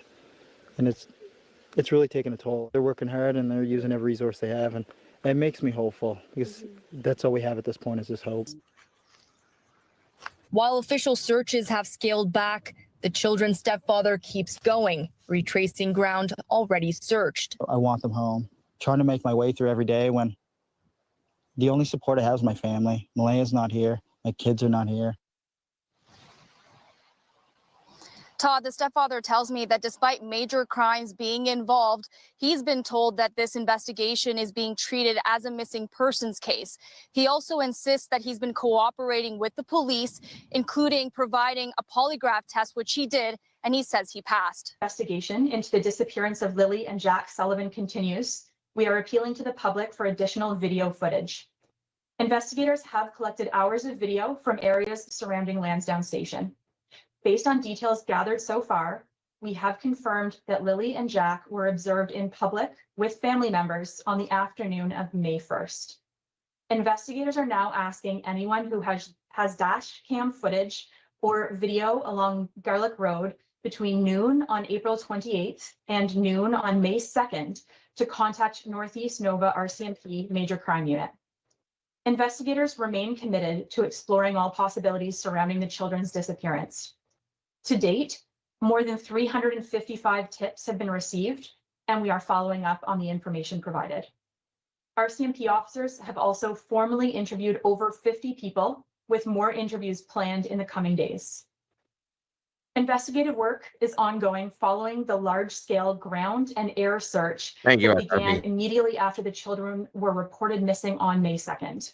Hundreds of searchers, multiple dogs, a variety of drones, an underwater recovery team, and several aircraft scoured a heavily wooded 5.5 square kilometer area before search efforts were scaled back on May 7th. Additional searches took place on May 8th, May 9th, May 17th, and May 18th. Any future searches will be determined based on the course of the investigation. RCMP officers from various teams are fully engaged in finding out what happened to Jack and Lily. We're using all tools and resources Welcome, Michelle. to Wonderful determine to see the you, dear. Thank you for circumstances joining of us their today. disappearance. Anyone with information on the whereabouts of Jack and Lily or who has video footage to share with police is asked to call the Northeast Nova Major Crimes Unit. To remain anonymous, you can also contact Nova Scotia Crime Stoppers. Today, I'm bringing you the latest update on the case of Lily Sullivan, who is 6 years old, and Jack Sullivan, who is 4 years old, the two children who vanished from Nova Scotia on May the 2nd, 2025. Now, before we get into the latest developments, including Daniel Martel's polygraph results, renewed search efforts by the RCMP, an expert speaking out, and a response from the children's biological father's side of the family, I want to first give a little background on Malaya and Daniel's relationship, along with some of Malaya's social media activity before she erased Daniel from her profiles. 29 days ago, before Malaya and Daniel's lives would change forever, they appeared to be happy, at least on social media. Now, Daniel Martel told the news that he and Malaya have been in a relationship for the past 3 years. Within the last 2 years, Malaya moved to live with him in his childhood home, bringing along her two children, Lily and Jack Sullivan. Although Daniel wasn't their biological father, he publicly referred to himself as their stepfather. Together, Daniel and Malaya also have a 1-year-old daughter named Meadow. From the outside looking in, they appeared like a tight-knit family. Malaya was a stay-at-home mom, and Daniel had only been working 1 shift a week, so it wasn't uncommon for them to be at home with the kids. Malaya and Daniel also appeared to have family outings. On Malaya's social media account, before she deleted the post, Malaya would frequently share family outings that they would do as a family. In one particular post on September the 17th, 2022, Malaya shared, Daniel Martell surprised us with a trip to the Oak Lawn Farm Zoo. Now, this post was shared to Malaya's social media account on September the 17th of 2022, but that post has since been deleted. In addition to that post, Malaya also shared photos. In two of the photos, you see that Daniel Martell was holding Jack Sullivan, and they appear to be having a good time. In another photo, Daniel Martell is seen with Jack Sullivan, and again, they appear to be having a good time. So these are photos that Malaya shared on her social media account, but she has now deleted any traces of Daniel Martell from her social media account. Now, on November the 7th, 2022, Malaya reshared a post. The post that Malaya reshared said, no shade, but the peace I have now was worth everything I left. That was shared to Malaya's social media account on November the 7th of 2022, but Malaya has since deleted that post as well. Now, Malaya would go on to December the 1st of 2022, and she shared a post, and the caption of the post that she shared was titled, Love Don't Run. And the post read, imagine falling in love and it works out for the rest of your life. Now, Malaya appeared to be really... And he has, Alicia's right. He's their father in every sense of the way. They don't have another father figure in their life. He's been with Jack since he was 1, and Lily since she was 3. Okay, so that's their dad. There's many, many pictures of him with those kids. They all look very happy. And up until May 1st, everything on their social media stuff looks good, happy. Everything's normal. Okay, then all of a sudden, the kids go missing, and the plan was that they were to stick together, and I think he said his cousin was going to take the baby temporarily while they could look for the kids and do what they have to do to get to the kids, right?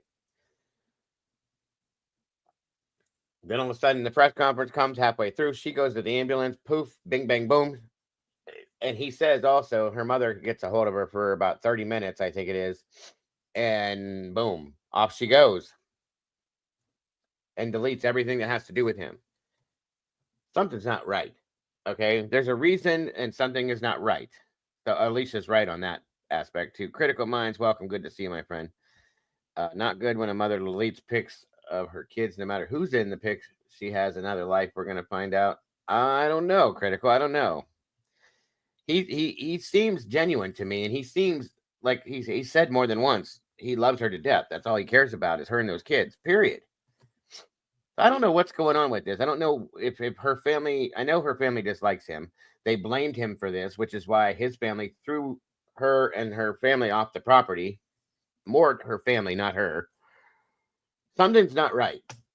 There's something going on between Malaya and her family, in my opinion, and I don't understand what it is quite yet.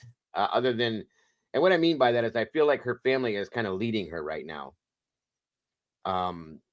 Kind of dragging her along, making her feel a certain type of way about certain situations. Something's not right. Okay.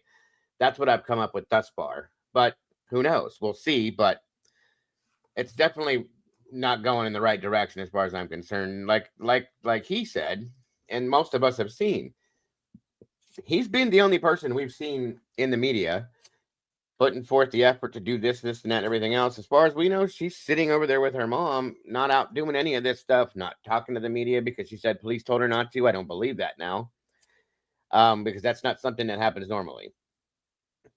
I even went and typed in something with RCMP and asked ChatGPT about that. There was no answer that came back on that. So I don't know if that's true or not. I've never heard of that before, where the law enforcement tells you not to talk to media, especially in a missing persons case, because they know that the media can help with that. Okay. I think her family's telling her not to talk to people, especially not him. I mean, it's possible, Critical. It's possible, but I don't know. We'll see what happens. We'll see what happens. Who knows?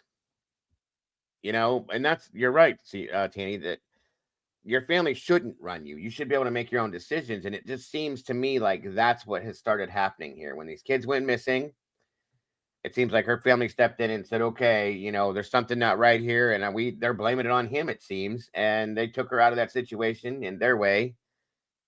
I don't know. It's just, I don't know. Not everybody is able to separate themselves from their families. Some people do allow their families to run them. So I don't know. We'll see. We will see what happens. But these are things I'm seeing. Happy in her relationship with Daniel Martell, or at least this is how it was presented on social media. Now, in one post that Malaya shared and she deleted, it was about her relationship status. There were a plethora of comments that was left congratulating her on her newfound happiness and love. One person said, "Love this." Another person said, "Happy for you." Another person said, "Finally sealed the deal. Happy for you, man. You deserve it." And another person said, "I'm very happy for you." Now, the person that said, "I'm very happy for you," that is Lily and Jack Sullivan's grandmother on the biological dad side of the family. So it appears that even the kids' the dad side of the family, was also happy that Malaya had finally found happiness and love, because they celebrated her through these comments. And another person said, "That's awesome. Congratulations. Congratulations." So it appears that people were really happy for Malaya. Now, in a profile, when Malaya updated her profile picture on July the 1st, 2023, Malaya again appeared to be happy, and she said, "I don't know what I'll do without you." And this is a photo that she shared of her and Daniel Martell together. Of course, I previously covered this on my channel. If you have not seen it, then please check it out, where Daniel Martell stated that his mother had to kick some people off the property, and people are making the assumption that that is why Malaya left the property. And Daniel Martell has indicated that now him and Malaya have not spoken since May the 3rd, which was when the press conference occurred. During the press conference, Daniel Martell stated that Malaya got up and she left. And since then, Daniel Martell states that he has not heard or been in contact with Malaya, but RCMP has assigned a liaison to facilitate updates about the investigation to Malaya and Daniel. Now, moving forward, now I want to get into the social media post that was made from the biological dad side of the family. If you haven't already done so, please be sure to check out the previous videos on. I also wonder, because they were so far away from other people, out where his property was, that, you know, if that was another thing that the family got in her ear about, you know, trying to make it seem like he took them away from everyone, that kind of thing. I see that happen all the time in relationships, folks. If they don't like him, they're going to find anything they can to put against him and get in her ear with that. People have a tendency, when they feel, and she's in this depressed mode, possibly, so on and so forth, that definitely is something that can attribute to this, in my opinion. Just saying. So yeah, that's 100%. I see that happening all the time. Okay, all the time, and that's why I feel bad for this guy, because he's like, this happened to him too. I know they're not biologically his kids, but understand, from what I can tell, I'm a stepfather of 3 children. Okay, they're my kids as far as I'm concerned. In my heart, my soul, they're my kids. I've raised them since they were 5, 6, 7 years old. They're mine. Okay, they have a father. He's in their life, but they're my kids. And me and the biological father agree on that. You know, that's just where we're at. That doesn't always happen, though. This is the situation, and I've seen this kind of thing happen where families don't want that to be.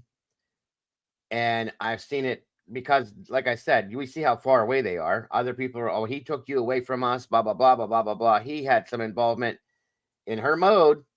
Think about that, guys. The brain is a hard thing to deal with in some senses. So And yeah, 4 weeks we're going on here, guys. No communication, no nothing. He's going through this too, in my opinion. I'm telling you, from a stepfather's point of view, this is heartbreaking to him. He just lost everything, all of it, in one drop. All of it, everything's gone, including his child with her. Okay, he loves this woman, according to him. Everything. This is all he had. This is gone now.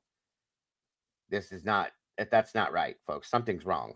So I'm really bothered by all this, and like I said, I think her family. This is my opinion, of course, are the responsible parties for the separation shit. That's my thing. Okay, wholeheartedly. And she's probably trying to do the right thing. Maybe, I don't know. I'm still iffy with her, but and that's what her family's making her believe it is. So again, you got to see it from all angles. You can't just look at it from one. That's my point. So on we go. On my channel because it covers some background related to the biological dad. Now, many have questioned or wonder why the biological dad may not be speaking out when Lily and Jack Sullivan are still missing. Well, now we're getting some answers. Now, the grandmother, I want to establish the relationship here from the family. So if you look here, Lily and Jack Sullivan grandmother from the biological dad's side. Malaya shared a picture, and in the picture that Malaya shared of Lily and Jack Sullivan, the grandmother said, "My beautiful grandbabies." Another person said, "Lily looks so much like you," and then "so much like you now. Sweet, sweet faces, adorable." So these were the comments. But the significance here is that I simply wanted you to see that the picture there is the grandmother from the biological dad side of the family. Now, she has been sharing videos from an account that has been posting information regarding Lily and Jack Sullivan. The significance here is that account has shared messages that the account states is the alleged aunt of the biological dad. Now, many have questioned or wondered if that's really a family member, if the social media posts were altered, or if they were made up. However, the grandmother has reshared this account and stated that they are providing accurate information. In addition to the grandmother sharing the post, the aunt who initially, she was the one who first came out from the biological dad side of the family and stated that Lily and Jack Sullivan were both nonverbal. Okay, so this side of the family, the dad side of the family, both have shared this social media account from the social media post from another aunt to talk about the post that I'm going to cover. The significance there, why I'm telling you this, is because people have questioned if these posts really came from the biological dad side of the family. And the grandmother on the dad side to Lily and Jack Sullivan confirmed that these posts did indeed come from her. Now, in the post that was shared on social media, the post that was shared states, I am also going to read what the post says so that you can see the post as it was written, okay? But the post says, the kids didn't even go into the woods in the first place. Plus, they have dogs in the yard, which if someone adopted them, the dogs world of made a noise. I say they were take of the land by someone close to them and by quad or vehicle, and they are nowhere in them dense woods. So just stop searching because you're not there. Because my problem with this is if there was no interaction with these people until they went missing, how does she know all this? How does she know these kids well enough to say stuff like that? That's where my issue lies with this woman coming forward and making these statements. I'm not trying to be rude or mean or anything, but there was no kind of interaction, no kind of relationship until the kids went missing. All of a sudden, boom, here they're coming out making statements. How do you know this? How do you know? That's all I'm saying. You're not there. You need to put these two people in interrogation for 2 to 4 hours and see which one is going to crack, because I know that they're nowhere around that area whatsoever in my heart. I know that. So please do a interrogation. Tell the mother you're going to take away the baby or take the baby away from her, whatever the case may be, to get her to talk, because something is got to be done before it's too late. I say the kids are probably, and she gave the location. It's sad to say, but it's a reality. Now, again, the significance here is that this is the biological dad. Okay, this is his aunt that made the post, and this was confirmed by the grandmother. She's resharing the messages that another account is sharing, and she's validating, yes, this was the aunt, according to her account, that has shared this post. Now, this person goes on to state in the comments, no, they are not around their home thing about that. The dogs couldn't even pick up a scent of any of the little ones that were there taken out the yard by quad. They were there taken out the yard by quad or vehicle and placed somewhere far away. Now, again, I'm reading exactly what is written, but there. And here's the thing, you guys. Think about this for a minute. These people have had no relationship with these kids. There's no relationship with their parents. They're being awful specific here in these statements. And I'm not saying they did this, okay? But they better be careful putting statements out there like this, because people are going to assume, because of the way the statements are so overly specific, that they may have done that, because they're talking about they didn't even go into those woods. Excuse me. It's going to be tonight, Raquel. They're saying they didn't even go into those woods. I think they were taken out on quad or something else. I mean, these are very specific statements, okay? You better be careful, because the way you're putting this out, knowing that there is nobody that knows you there to make these statements, me, myself, I'm looking at this going, how would you know that? Okay? Come on. And these aren't guessing, like I'm guessing. These are like, they sound like matter-of-fact type statements, folks. Just saying. There were some typos in the messages, but I am simply reading what was written. So another person left a comment on the post that was made and said, CPS has already taken baby till after investigation. I agree with some of the comments. It's been weeks, still not found. I say they were given or taken for they owe for. There's not even one clue, or this whole thing for comments is a big scam. Never saw nothing or heard nothing like this. Now the biological dad aunt is going to reply to that comment. She said, oh no, she still got her baby with her at her mother's place. I agree, they're nowhere near their homestead. So then another person replied and said, they've been interviewed. The boyfriend said one day they questioned him for 4 hours. Then this person responded, again, it's still the aunt. She replies from her account and she says, thank you so much.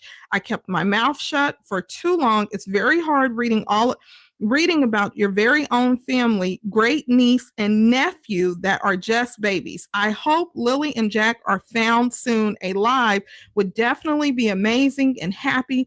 But if not, to find the bodies for closure. Now, and someone replied to that comment, and I apologize because I keep saying post. It is not a post that the aunt made. This was an actual post on another public platform, which it is the CBA News post. And the aunt went to that post and she was making comments and responding to others who were responding to her. So it's not an actual post that she made on her social media account. Again, it's publicly available information. The CBA News social media account shared a post, and from that post, she went under and commented. Others were responding to her, posing questions, and she was responding to the questions and making comments of her own. So the person comes back and says, why isn't your nephew doing anything to find his kids? Keep in mind, the nephew that she's referring to would be Lily and Jack Sullivan, biological father. And she replied, why? Because he just don't want to be down around those people. Now, in addition to this, one of the comments that she said was, That's not true. But I tell you who they interrogated for 4 hours, which is my nephew, the father of the kids, and my sister-in-law, the grandmother, for what they never even seen the kids in a year and a half. She kept the kids away from them.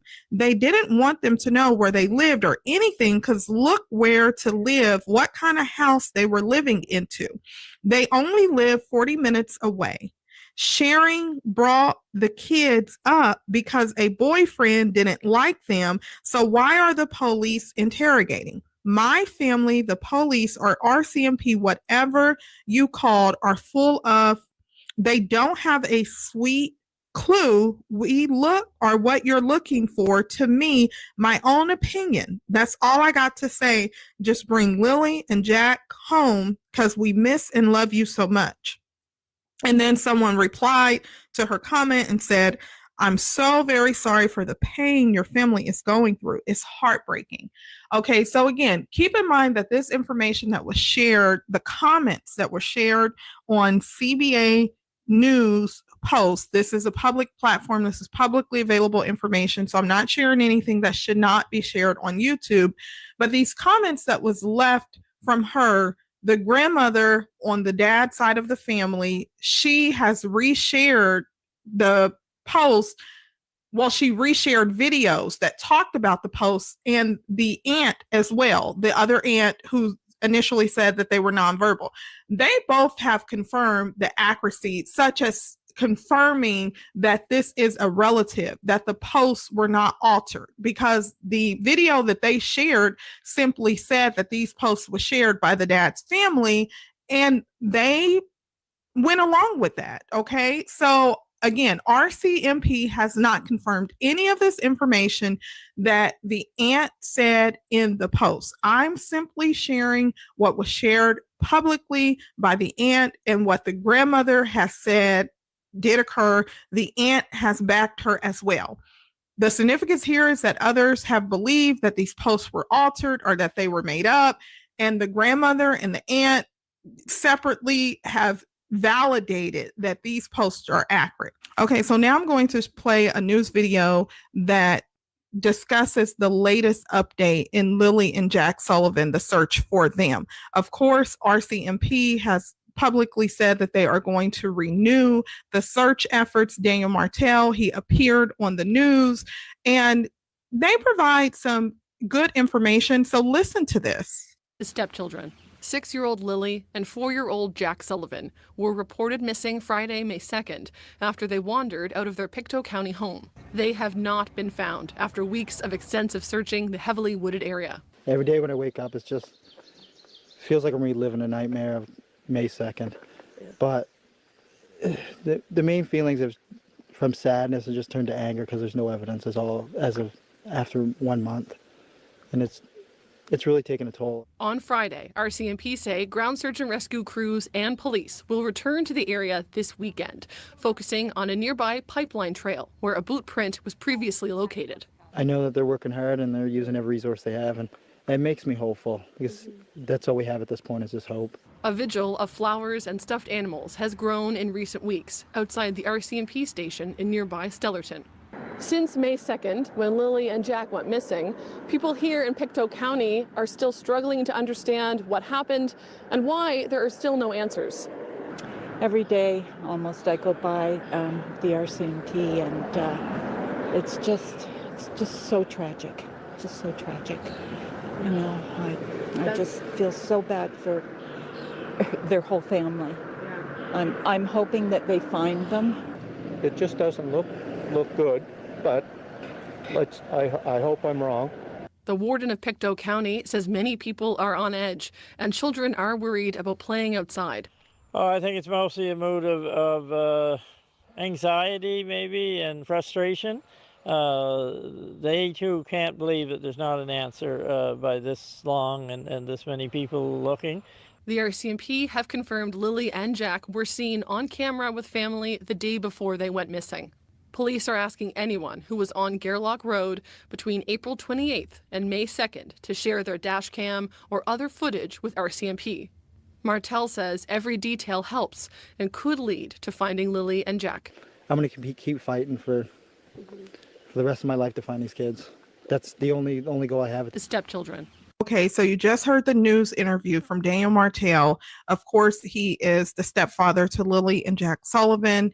As we know, him and Malaya, according to him, are still not in contact. He went onto the news to say that he's still holding on to hope. And as you heard in that interview, he said he is frustrated that there is a lack of evidence regarding Lily and Jack Sullivan because it appears that they simply vanished. So Daniel Martell has expressed that he's frustrated with the lack of evidence. Now, in addition to this, in the actual news interview, it was not discussed, but in the news article that was printed, Daniel, it states here, and it will be right here on the screen. It says Daniel Martell, the children's stepfather, has previously told CBC News that 2 boot tracks were found near his home as well as another nearby.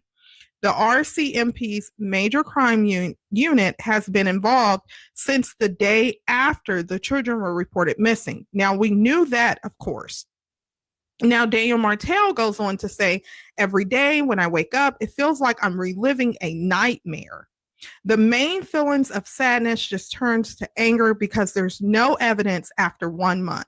So again, this interview was done Friday. So this would have been yesterday. So this is a new interview. Now, this is where it gets interesting, is because the news station says Martell also addressed rumors there was a party at the home before the children went missing. Martell says there was no party the day before the disappearance. That's absolute nonsense. So Dan Martell has spoken out, and there's your answer to the party, folks, which we already kind of believed. Alicia had found that out before. There was no party. Okay, so that neighbor was just being nosy Nelly, trying to put her 5 cents in and screwed that up. And I got people believing in this party thing now. So there you go. There's that answer. And he has debunked claims about there being a party. Now, in addition to this, he has said that he also requested for RCMP to give him a polygraph test earlier in the investigation. Now, early on in the start of the video, you heard the news lady say that Martell had passed the polygraph test. And he goes on to say here, Martell had requested the polygraph test earlier in the investigation. He told CBC News he passed that test. So you really can't point fingers at me anymore. So RCMP previously declined to say if. And that's right, Tandy. Daniel is their dad, as far as they're concerned, period. You know? A polygraph test would be administered. So keep in mind, RCMP has not validated this. In fact, RCMP has remained tight-lipped and not said much about the investigation. So this is coming from Daniel Martell, what he is telling the news station and what they are putting out based on Daniel Martell telling them he had a polygraph test, he's passed it, he's in the clear. Drop your thoughts below and let me know. Now I'm going to play this interview because keep in mind, early on in the investigation, there was this belief that since the kids had not been at school, April the 29th was the last day that they were at school. April the 30th, there was no school on that day. So May the 1st, Lily had a cough. They stayed home from school. May the 2nd, that's when they disappeared. RCMP was, of course, looking at trail cameras and wanting to know, hey, if you spot them, please let us know. And this was a very interesting interview because, as it states, this gives credibility. Since RCMP publicly came out, as you heard in the beginning of the video, and said that there's a new timeline that can confirm up until May the 1st, the kids were out with family, and there's video of that. Now, what family the kids were out with, that has not been confirmed by RCMP, and they're probably going to keep that tight-lipped. RCMP is still looking for video, as you've heard, but they at least reestablished a timeline to say at least up until May the 1st, we can confirm that the kids were alive and with family out and about. Now, some people have said, well, if they were sick and if they didn't go to school, why were they out and about with family? I said that last week, LL. but they need to look into her since she came forth so fast, trying to throw blame at them like that. That's where I'd be looking at right now. Again, RCMP has not spoke on the speculation going around in this case. They haven't debunked any claims. What they did was reestablish a timeline and make a request for footage, dash cam footage or trail cam footage. They want people in that area to check. So I am going to go ahead and play this part because I think that this is significant because what it does is it talks about the credibility that the parents now have, at least Malaya and Daniel, because there were so many assumptions about maybe the kids went missing prior to April the 29th. Or, April the 30th. People had their own speculations, their own timeline. So this is a really good interview. Pay attention to this and drop your comments below and let me know what are your thoughts. Children aged 6 and 4 were seen in public a day before they disappeared. We've reached Robert Parker. He is the warden of the municipality of Pictou County. He is in Central West River. Warden, good of you to join us. We won't talk specifically about the case because I know that you're not privy to information on this, but what do you think the sense will be in your community tonight when people hear even the slightest bit of new information from the RCMP? How is it received? I think any bit of new information is wanted and needed. One thing that's short in this sad affair is good information. And when good information isn't available, then false information or whatever people decide on their own, and that gets spread around. So any bit of information is good. But it doesn't tell us a lot. It tells us that, little Lily and Jack were there the day before they disappeared, which is what was assumed all along and what was told by the parents, that they disappeared that morning. So it sort of lends some credence to that, I guess, and takes away some of the stories of, well, they hadn't been around for a week and things like that. But it's, there's still a long ways to go. And I think the RCMP are struggling to find any little bit of lead they can. And so they know the public is hungry for answers. So they're letting out whatever they can. So I don't know if this information was available before and they just hadn't let it out, or, if it wasn't available and whatever made it available now. I'm not sure of the facts on that. Yeah, and something in that release today, police are asking for video for a very specific time from noon, April the 28th to noon on May 2nd. How many people would have, say, surveillance on their properties or on their vehicles in that rural area that you might be aware of? I was up to that site today for another reason, but there's a very sparse population there. Like there's some homes along the road. So there may be a chance that people do try to protect their properties now with cameras. So there may be a chance that there would be something, but they are going back then, according to that, about 5 days before the children went missing. So, they're looking for anything, I think, right now that would give them some idea. I think they've searched the woods so hard. RCMP seem firmly convinced that they weren't abducted. So that doesn't leave a whole lot of options here. And so, like I say, people are coming up with their own options. So I'd like there to be more information released, but perhaps the RCMP can't do that for their search reasons. So you would like concrete information, because I imagine there's a whole misinformation that's swirling around and people filling that void with what they think might have happened. Yeah, that's exactly what's going on, and it's not healthy because some people are being accused, I guess is probably too strong a word, but of being implicated that may not have any guilt at all of anything. But people are, like I say, searching for answers, and I think they're becoming frustrated at this point is the best way to put it. It's not to the point of anger at the RCMP or at anybody else, but they're frustrated. They know people have tried very hard to find the little ones, but they're hoping against hope that this just doesn't become one of those cold cases that kind of goes away. So they want to keep attention on this issue, I think. Well, it's been nearly, a month now since Lily and Jack Sullivan have been missing. How coming up in a month. Yeah, how are the emotions? We really need the people of the county and beyond in the province and the country need to know. One thing I've said many times before is that these little children they belong to a family, but they also belong to all of us. I think we all have a need and a want to protect our children, whether they're our children in the community, in the school, wherever they are.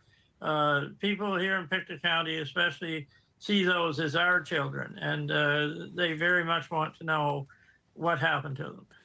We've heard about the challenge of the environment and what that poses. We've seen pictures of it. But for viewers who may not be familiar with the area, can you describe just how much of a challenge that is for searchers as they go out? Well, our woods here in Pictou County are a real mess after Fiona. There's just, trees crisscrossed everywhere. A piece of woods that you could walk through from one end to the other in 10 minutes now takes you over an hour. And any woods that hasn't been harvested is in a real mess. And so it's tough going for the searchers. And that's why some people are still saying, maybe they are in there. Maybe they, a lot of the trees are uprooted. Maybe they crawled in under one of those big roots up in the air and are hidden in somewhere where searchers perhaps, covered it several times but didn't see them. So that's a possibility. But the other thing about the forest up in that area, it's large. Like you go a long distance without having to hit a road or hit anything. And it's a real heavily wooded area. And I was out mowing my lawn this morning. There were black flies everywhere.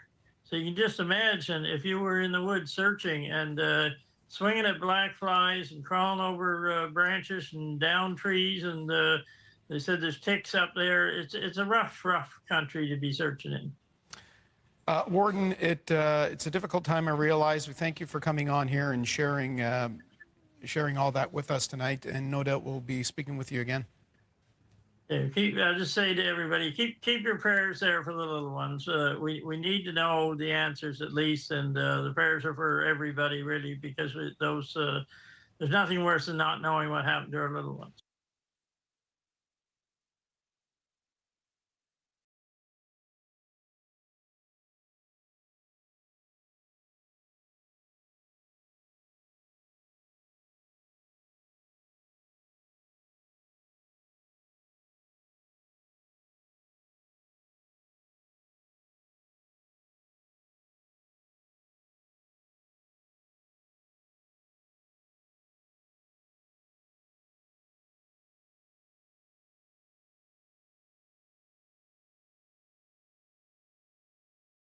Oh, sorry, Mark. I don't know what you're talking about. My thumbnail today is my morning show thumbnail. Same thing as this here. What I have on my screen when I take it down. So I don't know what you're looking at there, buddy. Sorry, I was muted. Either way, so there's that, guys. Anyway. All right. Excuse me. On we go. Sorry, hold on.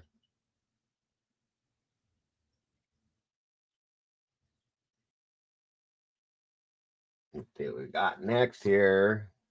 On we go. I appreciate the view, though.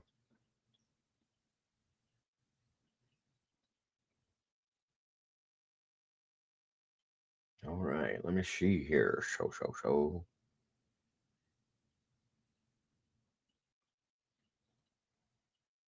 One moment. Well, hello, Miss Noel, and thank you so much for that. God bless. Appreciate you very much. I hope you're having an amazing day. Always happy to see you here. And thank you so much for joining us. Thank you for the super chat. Number 57, she said. Much appreciated. God bless. Very generous. Always appreciated. Let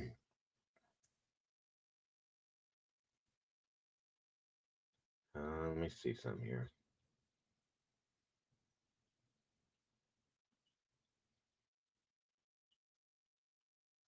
Okay.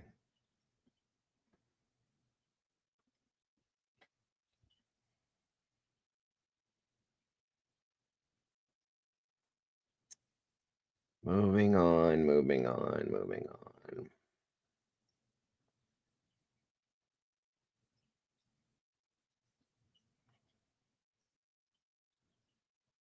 Okay, so this been running these two.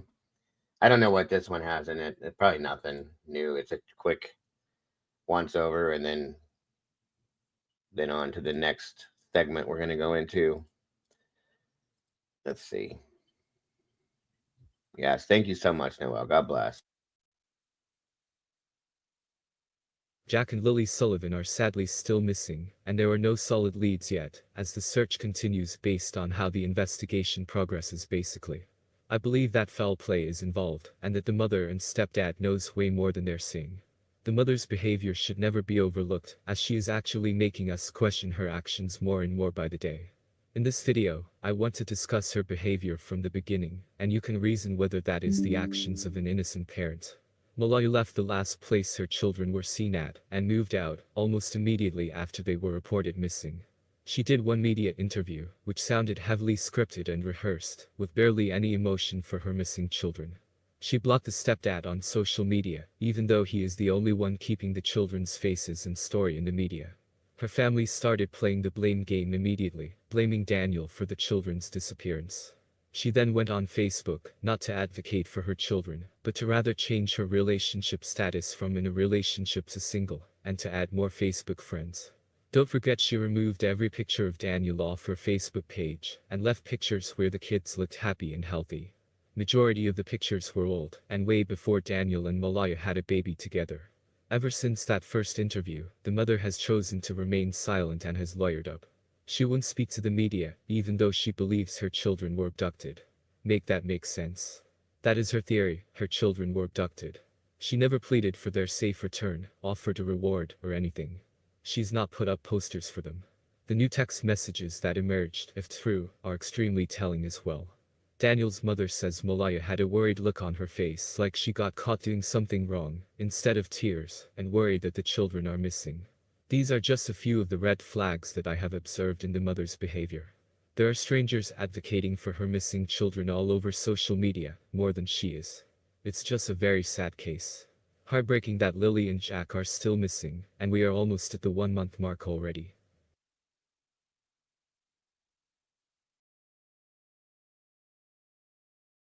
Well, I got to say, I agree with some of that, for sure. All right.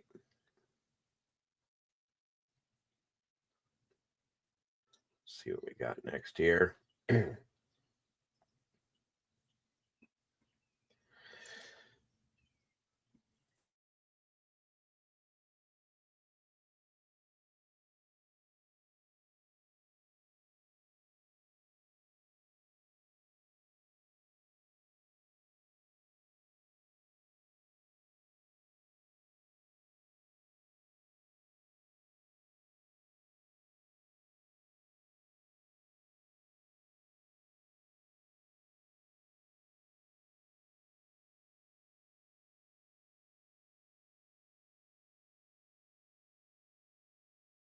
Hang on, y'all. I'm trying to get something to load for you now. One moment.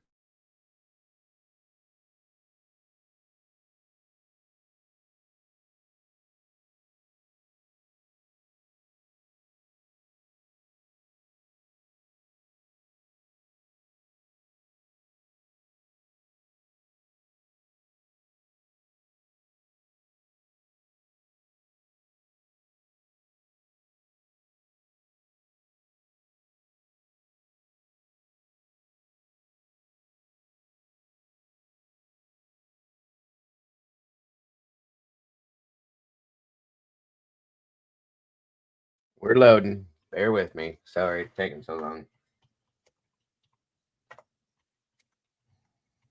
My apologies. My apologies. Oh, Lord. All right. Okay. The next story I wanted to put out for you guys.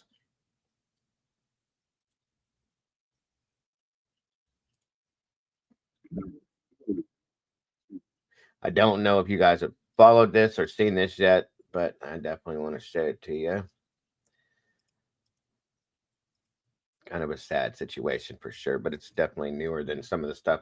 I've been trying to bring new stuff out too, guys, and show you guys different newer cases and stuff that's been put out. So let's check it out. Her being missing began to On Prime Crime.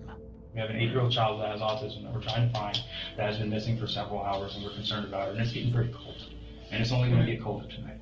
When a little girl disappears, police leave no stone unturned. Anytime a missing child report goes off, all hands on deck. Everybody was struggling to find her. The police determined that the story that led up to her being missing began to unravel, and they suspected foul play. That's a good point. They were seen out in public Thursday. That's the last time. So that's a very good point. I never thought of that. Good point, Stitches. Good point. As hours stretch into days, the case grows even more grim. At that point, our investigation transitioned from a missing person case to indeed a homicide case.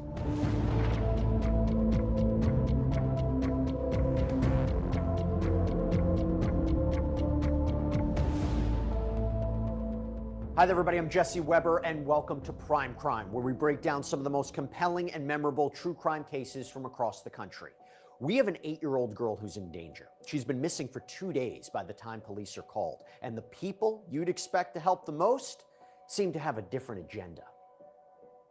So on November 21st, 2021, police received a phone call coming out of Georgia about a missing 8-year-old girl. The 911 call was made by Brittany Hall, the girl's mother.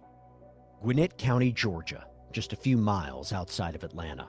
Little Nicole Amari Hall has reportedly disappeared from the extended stay hotel where she's been living with her blended family. So Brittany Hall was the mother of the 3 children who lived in the motel, the mother of Amari Hall, and also of Amari Hall's younger siblings, a 6-year-old sister and a 5-year-old brother. Brittany Hall was living in that motel with the children and her girlfriend, Celeste Owens. Celeste was Brittany's partner. They had known each other for several years, eventually moved in together in the summer of 2021. Nicole Amari Hall, she was autistic. She used to like to go by the name Amari rather than Nicole.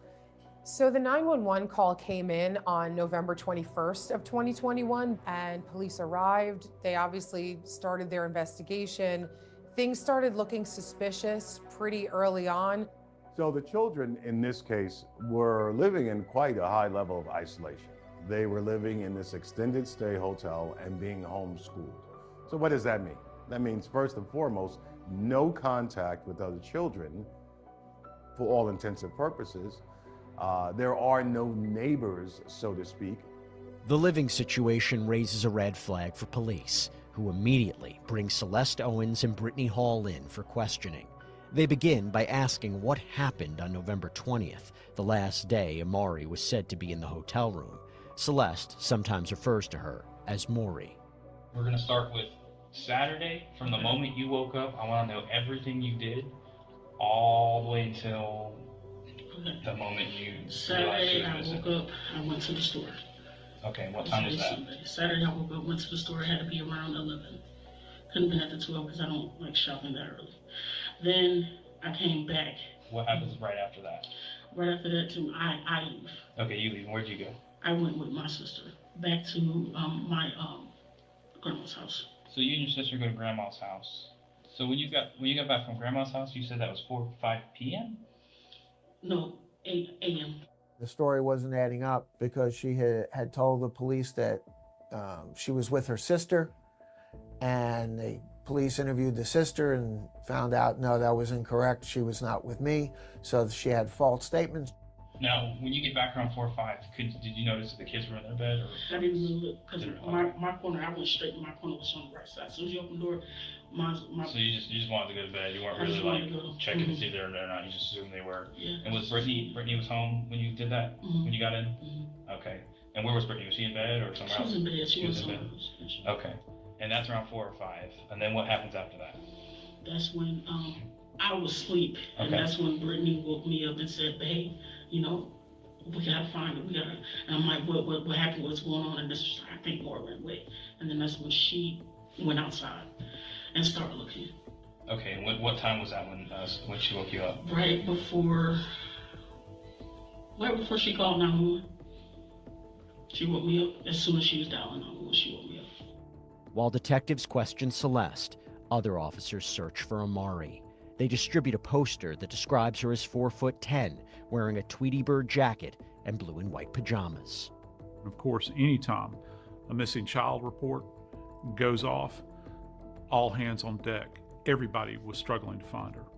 There was door-to-door canvassing, trying to maybe see if she had wandered off into a neighbor's home or a neighbor's in the motel, like just a neighbor's room in there, or maybe she was just on another floor. She was autistic, and obviously those were issues that the police had in mind when trying to find her. So she wakes you up, she calls 911 as she's waking you up, you said. And then she goes outside and she went and checked the whole parking lot. Check the camera, I guarantee. Okay, She checked the so whole- that was one thing I wanted to touch on too. So Yes. we've checked several cameras. There's a camera for the hotel, there's the car wash across the street, there's a hibachi, there's another camera. We've checked all those cameras. We have people checking those cameras right now. They never saw her walking around that hotel. Really? This morning? Mm-hmm. So is there any reason why that's not adding up? I don't know.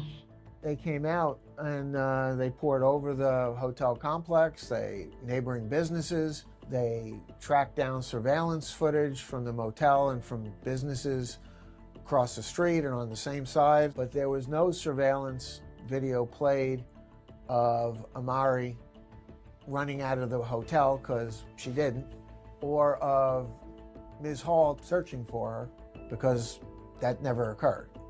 No, we didn't see her walking. No, that's not. We didn't see any of that. Yeah. So that didn't happen. Okay, we know that didn't happen. There's no dispute about it because the video evidence shows that that did not happen. The police started to determine that the story that led up to her being missing began to unravel, and they suspected foul play. Police try to fill in the missing pieces by talking to Amari's two younger siblings, sister Zaire and brother Jakari. The statements the children made to the police when they arrived at the scene were somewhat disturbing. The middle child gave more of a little comprehensive statement about seeing her sister go away. She misbehaved and went away, and she wasn't going to be coming back. Is at a hospital that bad kids go to, and a man put her in the doctor's room. Oh wow, that sounds kind of scary. When was she at that hospital? The other night? The other night? Yes. Okay, so would you say it was like 2 nights ago? Or 3 nights ago? 2 nights ago. So the little sister explained to police that Celeste had told her that Amari had to go to the bad kids hospital, which is really just a terrible phrase to say to a child. It feels almost like she had used that phrase maybe more than once, or maybe used it kind of as a veiled threat to the child. How did the kids know you? Like, did they call you Celeste? Did they call you mom number 2? Like, what? They call you dad? Okay. Is there any reason why Zaire would say dad took her sister to the Bad Girl Hospital? To the Bad Girl Hospital? Oh, she's saying that because when Maury would act out, I say, Maury, listen, if you can't listen to us, you're gonna go, can't say defects, can't say none of that stuff. I said, Maury, if you can't play with your sisters or you can't negotiate, you're gonna go to this place. And normally when we say that, Maury will act right for at least 3 hours. Nicole Amari Hall. She was at the very The Bad Girl Hospital. That's quite interesting, folks. least on the autism spectrum. Quite often, children with this disorder have been misinterpreted as being difficult, stubborn, and so forth. Then you have 2 younger children who, just by virtue of them being younger, are likely to be a handful who are in the mix here. Living in a hotel, not the best environment to raise a child with challenges.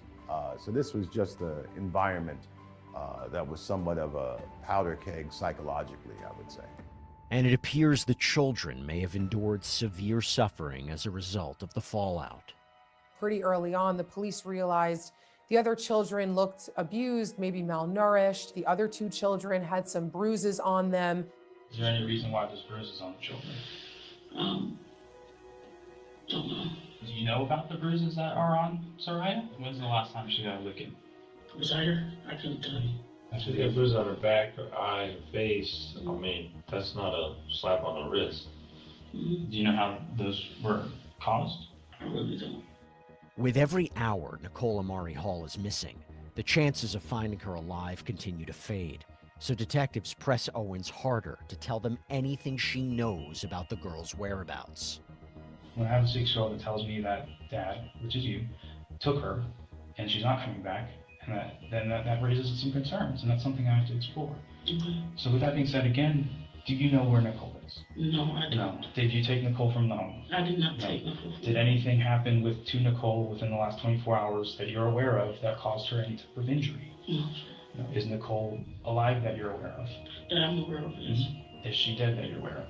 No. No. Okay. Do you have any reason to believe that she would not be okay? Other Well, than the fact any that kid she's that's wandering out, I assume the worst. Okay. Do you know anything about her whereabouts? No, except but the same thing we've been saying 20 times today. It's just the same thing. And if I'm coming off angry, it's because it's just a lot going on. I know it's a lot going on. I just have a couple more questions, and What then questions? that's all I got for you. What questions, man? As a last-ditch effort, detectives use Amari's sister's statement to try to pry information from Owens. The little girl said that you were involved, so we need to address that. We need to see if there was any type of involvement. Okay, why would she say that she's afraid of you? Why would she say that you have a gun and that you would threaten her? Why would she say that you took Nicole? I don't know why she said that. You would have to. So you're just saying she's ask just her making that. it up? No, I'm not making that up. But they don't like when I get mad. But I don't get mad to the point where it's like threats and Has it ever stuff gotten like physical? that. No. And it's like kids also lie as well. Oh, So it's like I'm not going to believe everything that flies out of kids' mouth. Meanwhile, police continue their search for Amari, still hoping to find her alive. Police pulled out all the stops. There were helicopters, there were canines that were around trying to sniff for her body or her scent. November 22nd, the Gwinnett County Police Chief has a devastating update to the case. We compared statements that we had gotten from Brittany Hall and also her partner, Celeste Owen. We compared those statements with evidence that we gathered and recognized that those statements were indeed false. At that point, our investigation transitioned from a missing person case to indeed a homicide case. Celeste was arrested first, and it was, I think, the 22nd, and Brittany Hall was allowed to go home, but she was arrested the very next day when they called her back in. So how long am I being detained? Well, you gotta go over to the jail.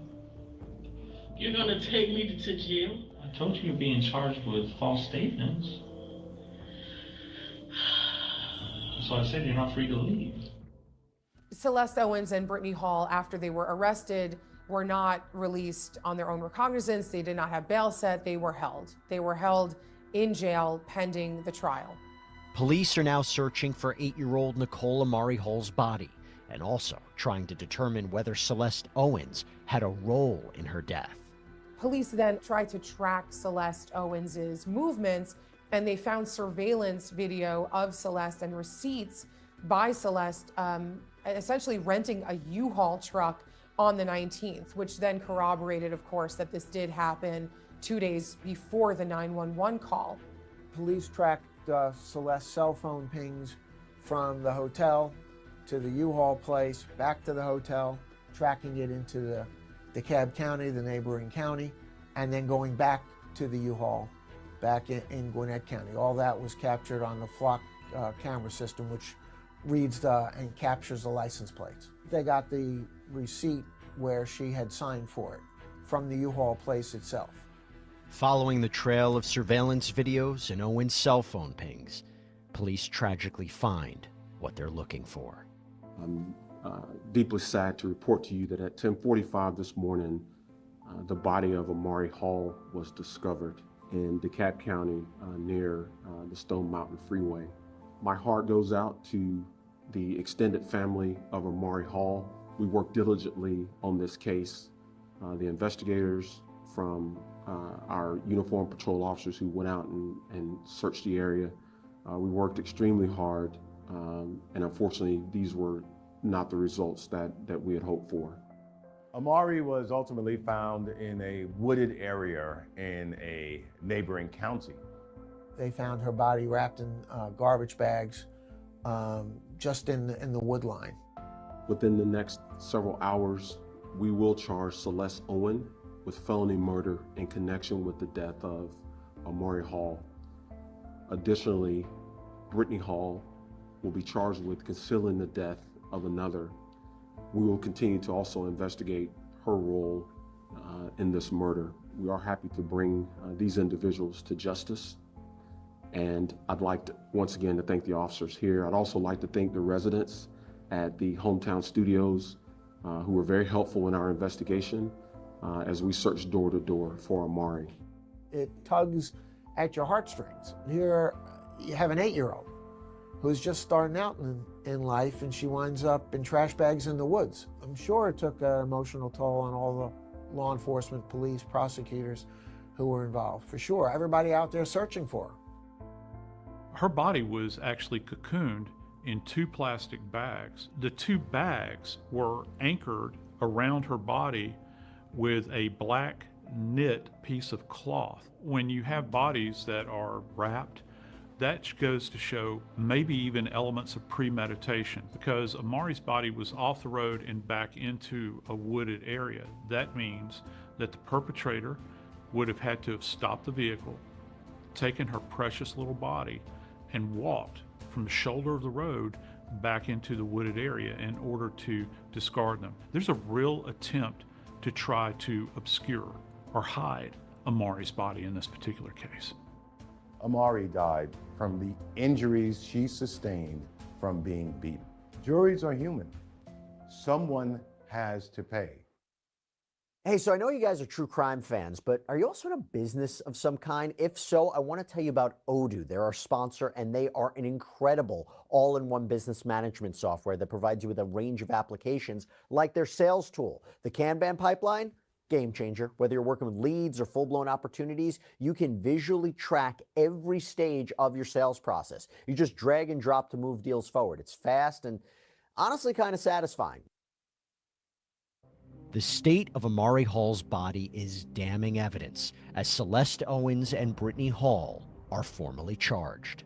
She had cruelty to children first degree, malice murder, felony murder. I know they had a charge for false statements to law enforcement, hindering the location of a body. She had multitude of charges, and several charges per each of the surviving children for cruelty in the first degree. And Brittany Hall, who's been charged basically with the same felony murder, the same malice murder, abuse charges, the concealment of evidence, child abuse, but the prosecution decided to try the Celeste Owens case first. They had separate trials because Brittany, in her second statement to the police, blamed it on Celeste. So that's why the trials had to be severed, split off, because those statements could not be used in Celeste's trial. So Brittany Hall has not gone to trial yet. She's still incarcerated, awaiting her day in court. As Celeste Owens' case goes to trial, the prosecution has a clear advantage. And so going in, I think the prosecution had 90% home to a conviction from the start. They had the sympathy because you had children, not just the deceased, but you had children as alleged victims. So that going in tugs at the heartstrings of jurors. You had the flock cameras, you had the surveillance, you had the crime scene photos, you had the U-Haul rental, you had the tracking of the cell phone. So going in, they had a tremendous advantage. Prosecutor Sabrina Nizam opens with a shocking cell phone video that was actually recorded by Owens herself. It shows her and Brittany Hall abusing the children. It's too disturbing to show here, but for the jury, the impact of that clip was devastating. Turn around, put your hands on. I said, swallow the food first, then take another bite, because she dropped the mashed potatoes everywhere and tried to scoop it off the carpet with a spoon. Then I said, stop. She stopped and finally trying to keep going after I said stop. So I'll slap her super there. Ladies and gentlemen, what you just glimpsed is 90 seconds, just 90 seconds, of the life that 8-year-old Amari Hall, her 6-year-old sister Zaire, and their 5-year-old brother Jakari Hall lived in the care of this defendant. The state will expect the evidence to show you that the young child in the middle, who was slapped so hard that her head swung back, is 8-year-old Amari Hall. The stakes were very high for this prosecution because you must come home with a conviction on a case like this. Such a tragic and horrific murder, you cannot afford to lose. And so the prosecution, I'm sure, even though it seems like a slam dunk case, did not want to be cocky. They wanted to, check every box, dot every I, cross every T. What you will learn is that 4 months after this video was made, Amari is dead. She is found naked, wrapped in garbage bags, and thrown into the woods. And the evidence will show by this defendant. The only thing concretely they did not have was direct evidence that Celeste Owens killed Amari. There was no direct evidence of that. There's not even circumstantial evidence, in my opinion. I mean, nobody ever said they saw Celeste Owens strangle her, choke her, beat her, and inflicted the fatal blows. There will not be specific evidence in this case that pinpoints that my client delivered the fatal blow or blows to Amari. I'm going to ask you to hold the state to their burden of proof beyond a reasonable doubt and return a verdict of not guilty as it pertains to Celeste Owens. Some of the most powerful testimony in the trial comes from Amari Hall's younger sister, who spoke to police early in the investigation. Can you say your name and spell it for us? Zaire, Z-A-I-R-E. What's your last name? Hall, H-A-L-L. Thank you, ma'am. How old are you? 9 years old. Obviously, for her protection, she was testifying off camera rather than being in person in the room. Now I want you to tell me about a typical day when you lived with your mom and Celeste in the apartment. What would you do then? I don't know. Did you watch TV? No. Did you play on your phone? At that time, I didn't have a phone. Did you play with toys? We didn't have toys. What things did you do since you didn't have toys and a phone and TV? We looked at the wall and yeah, that's all I can think of for right now. Just looked at the wall. When you lived there, did you get spankings? Yes. It's actually quite remarkable that Amari's little sister was able to give the extensive detail that she was able to give, not only to the police, but then again during trial in her testimony. Let's talk about where you slept. When you lived in the apartment with your mom and Celeste, where did you sleep? On the floor. Did you have a pillow? I don't think so. Did you have blankets? Maybe. I don't know. That's okay. Where did your brother sleep? On the floor as well. Where did your sister Amari sleep? On the floor. Did your brother ever get spankings? Yes. Did your sister get spankings? Yes.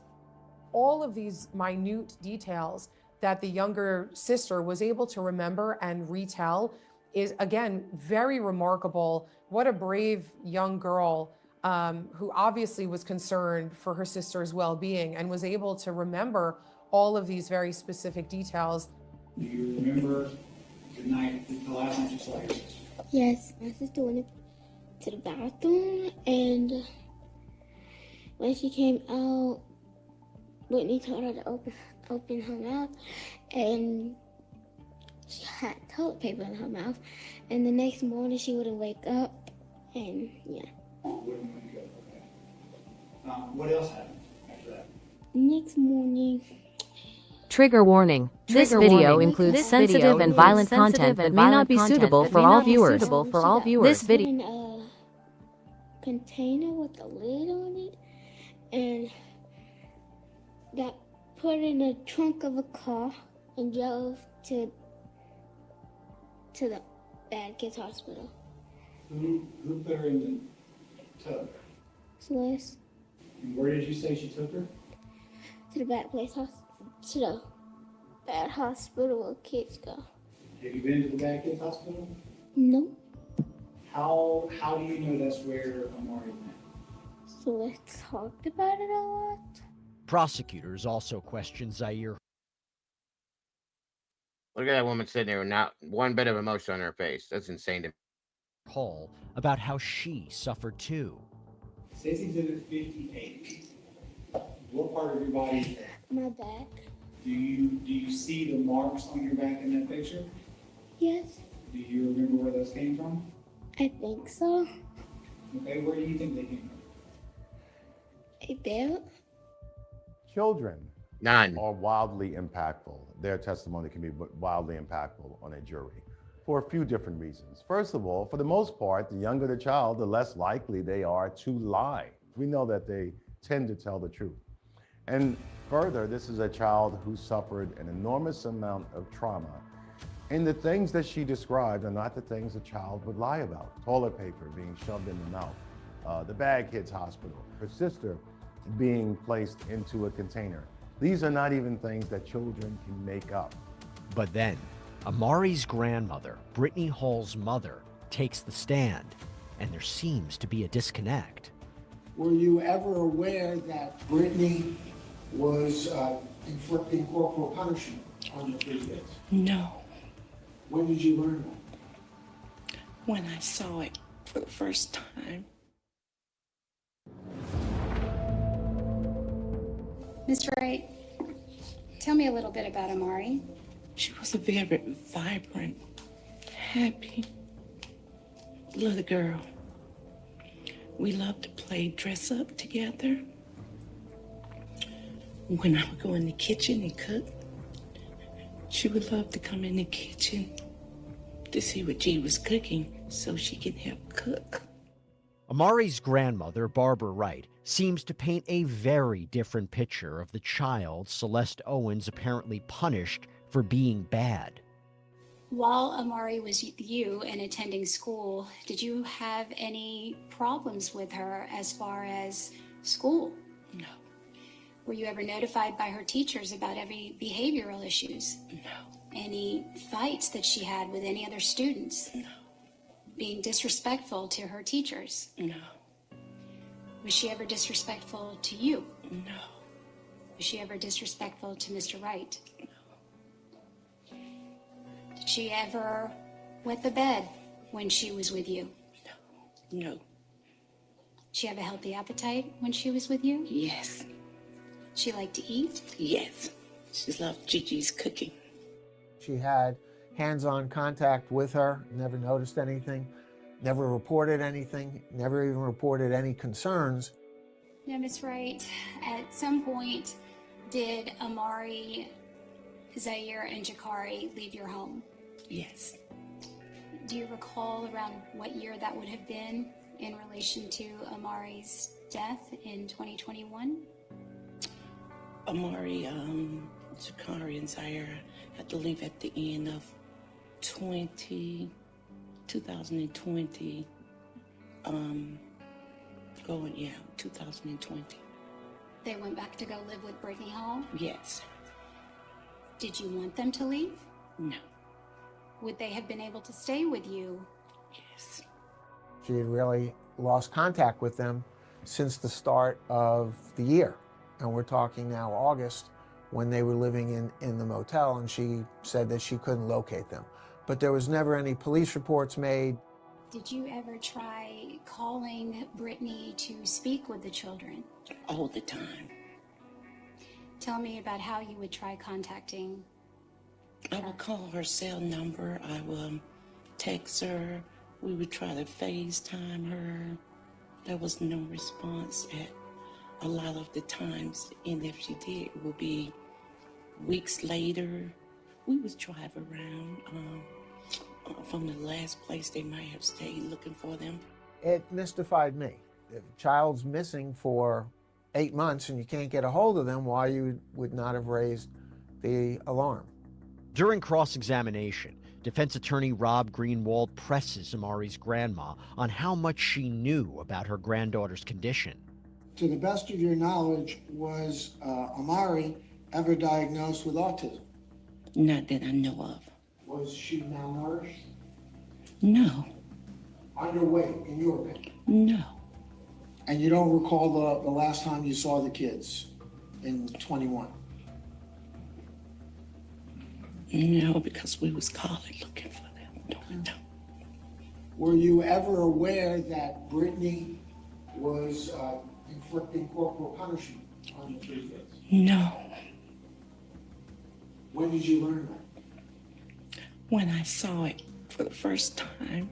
You saw the video of her stomping on your grandchildren? No, I saw the video when news people had it on news when the case, when they found them, and I saw them when I went to the courthouse. I saw it. You weren't aware that your daughter was stomping on them? No. It gives you pause and you think, well, why wasn't something said? What was it that you didn't observe? And unfortunately, when you live under the specter of the potential that you're not going to get to see these kids anymore, sometimes your judgment is clouded because you think, if I say anything, I'll never be in their presence again. It's one hell of a trade-off. If there was any doubt of the extent of Amari's abuse, the medical examiner shows photo after photo of the injuries she sustained. It is a lot for the jury to see, and far too much to show here. There's a lot of stuff here. And so I tried to separate out the injuries as to, this is critical.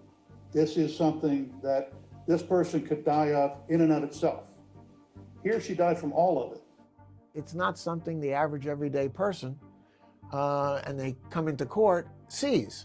I mean, you certainly don't see such graphic images on, on TV or movies. Very graphic testimony, very graphic images that for sure it had an effect on him. Cause of death, multiple blunt force injuries, other significant conditions. Those are things that aren't reflected in the cause, but are also important in her death. And those other conditions were battered child syndrome, malnutrition, and the manner of death, homicide. Can you define battered child syndrome for the jury? That is a description to describe multiple wounds in multiple locations in multiple stages of healing. That is a child who has been abused with injuries in multiple different areas that happened at different times, so different episodes. It's really horrific, the injuries that this poor little girl sustained over the course of time living with these women. So she died, obviously after a very serious trauma, but a prolonged life of abuse, unfortunately. But there's something even more horrifying about this case, something the state had revealed at the beginning of the trial. In Amari's case, and in the case involving her siblings, one of the more disturbing elements is the fact that Celeste videotaped beating these children and abusing them. Hey, I want to quickly thank Upside for sponsoring this episode of Prime Crime. And if you don't know what it is awesome. It is a free app that gets you... You've got two dominating adults in the life of these precious children that are completely and totally dependent upon you for their welfare. And not only is it not enough for you to strike them, you want to have a video record of it. This goes to a much deeper, darker place. As Celeste Owens' trial draws to a close, jurors are once again faced with the actual videos of the horrors Amari Hall and her siblings endured. There were over a dozen videos on Celeste's phone of the children being abused and suffering all types of beatings. How sadistic can that be? It's one thing to do it, and it's another to memorialize it in some type of video form. It's hard to say why someone would videotape the abuse of the children, but in this case, it happened. Owens had also made some incriminating web searches on her phone. So I'm going to ask you now to read for the jurors, and you don't have to read the date since it's all on November 19th, but at least the time and the search. How does sewers work on the streets work? Why do kids run away? Search again, why do kids run away? How do I report someone missing? Same search again at 160, 1119, 2021. How do I report someone missing? Yeah, they need to bury them under the prison, Candy Girl. Good to see you. Both of them. Both of them are trash, as far as I'm concerned. What do you do if a loved one goes missing? Why is it so hard to find missing people? Things like, what do you do when your child refuses to listen? Lakes near me, things like that. Things that really showed consciousness of guilt in this case, and definitely established that they were involved somehow in this murder of Amari. It is absolutely fascinating that in this day and age, people who commit serious crimes leave a trail of all their thoughts preceding the crime in their internet browser history. Absolutely fascinating.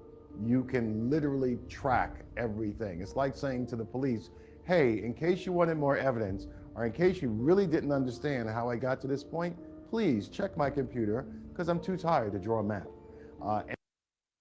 This just shows how stupid these pieces of garbage are too. They're stupid enough to do what they do, ignorant enough to do what they do, but it shows how stupid they are that they don't even try to cover it up. It's insanity. But I'm glad because it just shows, it gives more proof and more basis to punish them the correct way. Premeditation in a sense is right there. When you're looking up lakes near me after doing this, come on. God, I swear, you guys, it's so hard for me not to believe in the eye for an eye scenario nowadays. It really is. I wish. Sometimes I really do. When it comes to these children and what these people do to them, I wish. That's all I'm saying. And that's what occurred here. Were all of those searches on November 19th deleted from the defendant's phone? They were deleted material, deleted data. Okay.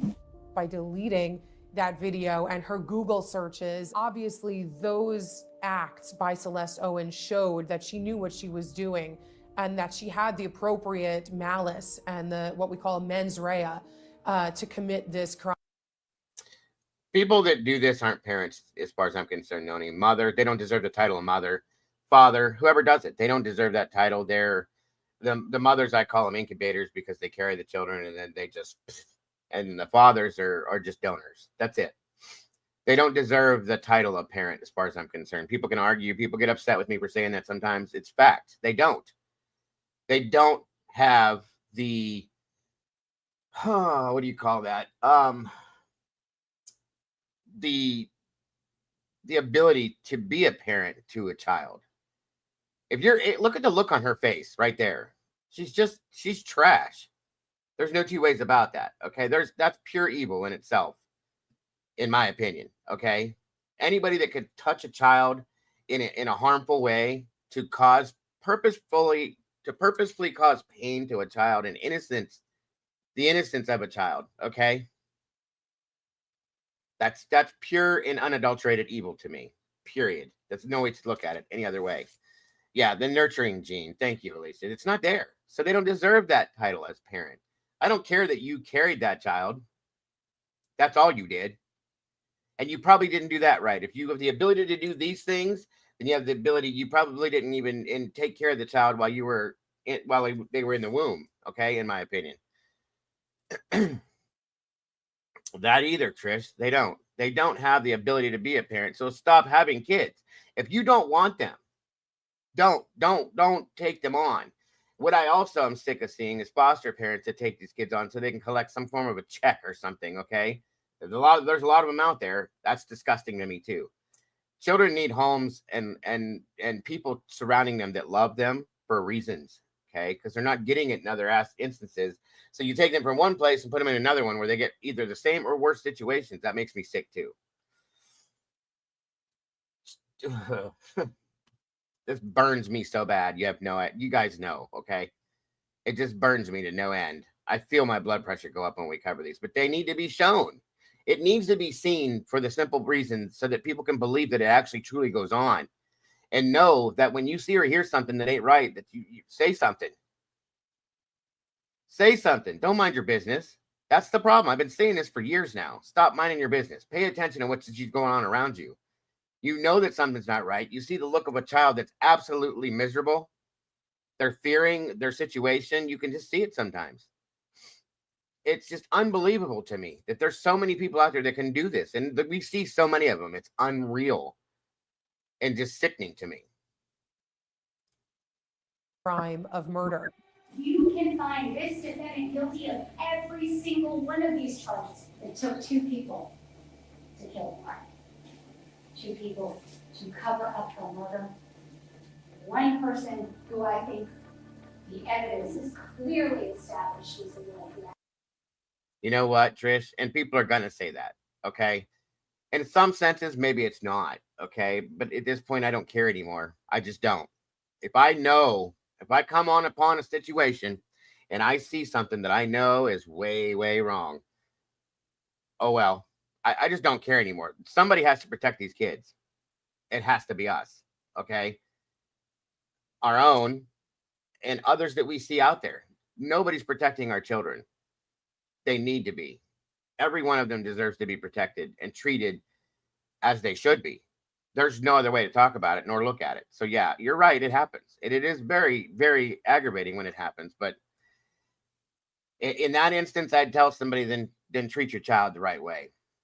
That's all I'd say. You want me to mind my business? Then do what you're supposed to do and then walk away. That's me. Or if they don't, then you call the authorities. That's all there is. And they do. They always do. Don't her like trash.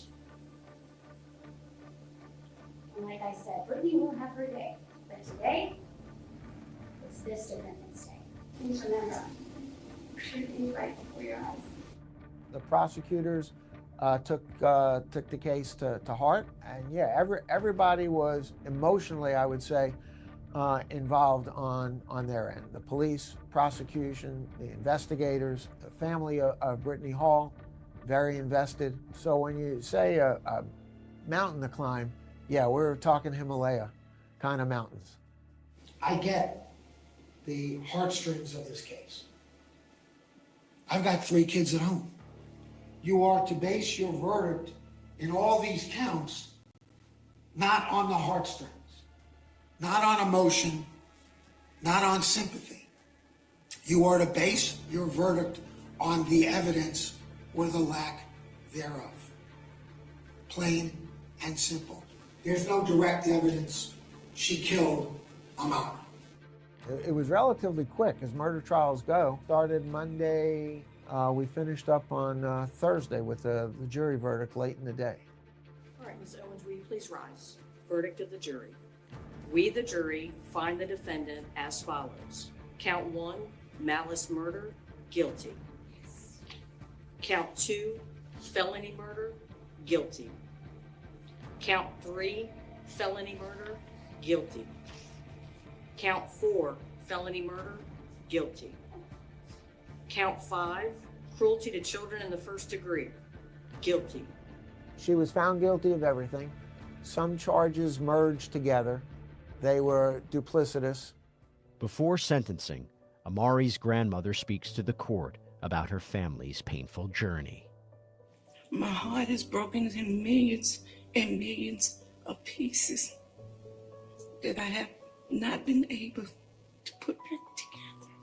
I miss Amari every day. My granddaughter did not deserve the way that she was taken out of this world. I will never get to teach her how to drive. I would even never get to see her go to a prom, do the things that grandma do with their granddaughters. All these things I'm gonna miss.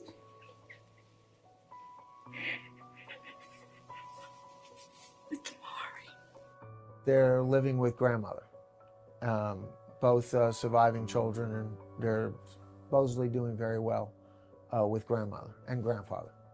All right, Miss Owens, would you like to speak? Miss Owens, please stand. I've been a jurist for 25 years. This is by far the most heinous evil that I have ever seen in my entire career, and I do not understand it. The crimes and evil that was perpetrated against these 3 children is something that I will never understand,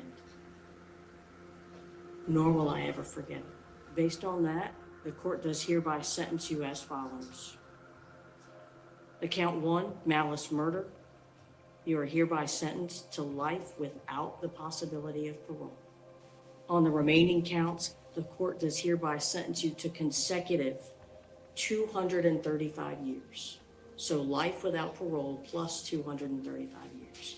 You will never see the light of day to perpetrate this type of behavior, cruelty, and evilness upon another person. Over the course of my career, I've unfortunately observed many cases of child abuse. Relative to Amari's death, it would rank right up there with the worst that I have seen because her injuries were so extensive. These kinds of cases are the worst of the worst. It's not only an innocent young child who lost her life, a child who's supposed to be protected by her caretakers, by the women who were supposed to be taking care of her. This case just reflects how difficult it sometimes is to know what's going on behind closed doors and how difficult it is to intervene in a situation of child abuse. It's tough. I'd be honest. I had nightmares before the trial, during the trial, after the trial. And so, yeah, it takes a toll on you. It was definitely emotionally challenging. It will stay with me for quite a while. If there's one bit of comfort we can take away from Amari's tragic death, and there's really not a lot, it's that her 2 siblings were rescued. This is horrific, I know, and for those of you that it may have upset, my apologies. But again, these things need to be seen. This happens every day around us, all around us, in cities all over the place, countries, everywhere. It's horrible. I see what you were saying there, Candy, and I see what I'm grateful for that too, because that says they're paying attention. That shows that they're paying attention. They see the reaction to the child when they think that they're going to get in trouble when they go home, how bad they react if they get scared, so on and so forth. I had that happen here before. Same thing. Caden didn't want to disappoint us. And, we called home, said he was really scared about something with his grades. And I'm like, okay. So then they interviewed him at the school and they talked to him. And he's like, basically they asked him, do your parents beat you? Do they do this? And he was like, no. I just didn't want them to be upset because of my grades. So that's a good thing in 2 different ways. You know what I mean? When you have a child that has just completely breaks down, petrified, screaming, they're going to beat me, they're going to beat me. You have a problem. There's a difference there, but it's good that they're paying attention, Candy. I agree with that wholeheartedly. It's an amazing thing. That shows that there are people that do pay attention, that do care, like a lot of our good teachers that we have, like Miss Tandia here and Jody and CZ and all them that care about what they do and care about the kids that they deal with. So yes, 100%. It's amazing stuff, guys. Amazing stuff. All right, guys, on we go real quick here. Let me see. And again, CZ and Jody and Miss Tandy, thank you for being those people. very much appreciated. All right, let me see here. Show.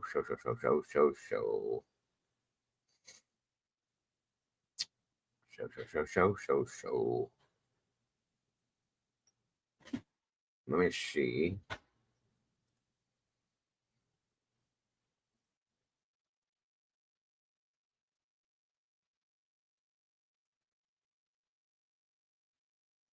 Oh my God, that's insane, Stitches. See? It's unbelievable that these things happen here. It's just unreal. They happen right around us.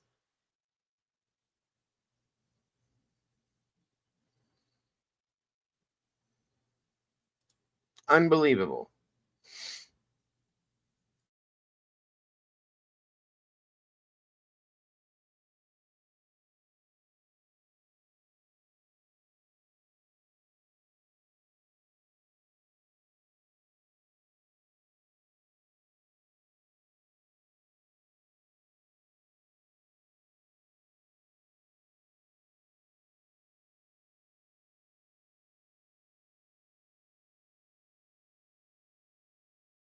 All right, y'all. We're gonna check out a couple cold cases. I haven't done it in a couple days. Just trying to catch back up. I believe we're in Wisconsin today.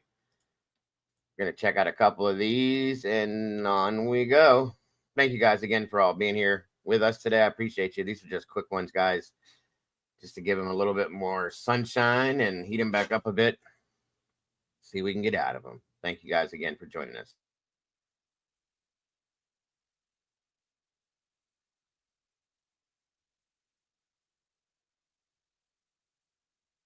The disappearance of Sarah Bushland is a haunting and tragic case that has left her family, friends, and the small town of Spooner, Wisconsin, searching for answers for over 2 decades. Sarah, a 15-year-old girl with a bright future ahead of her, vanished on April 3, 1996, under mysterious circumstances.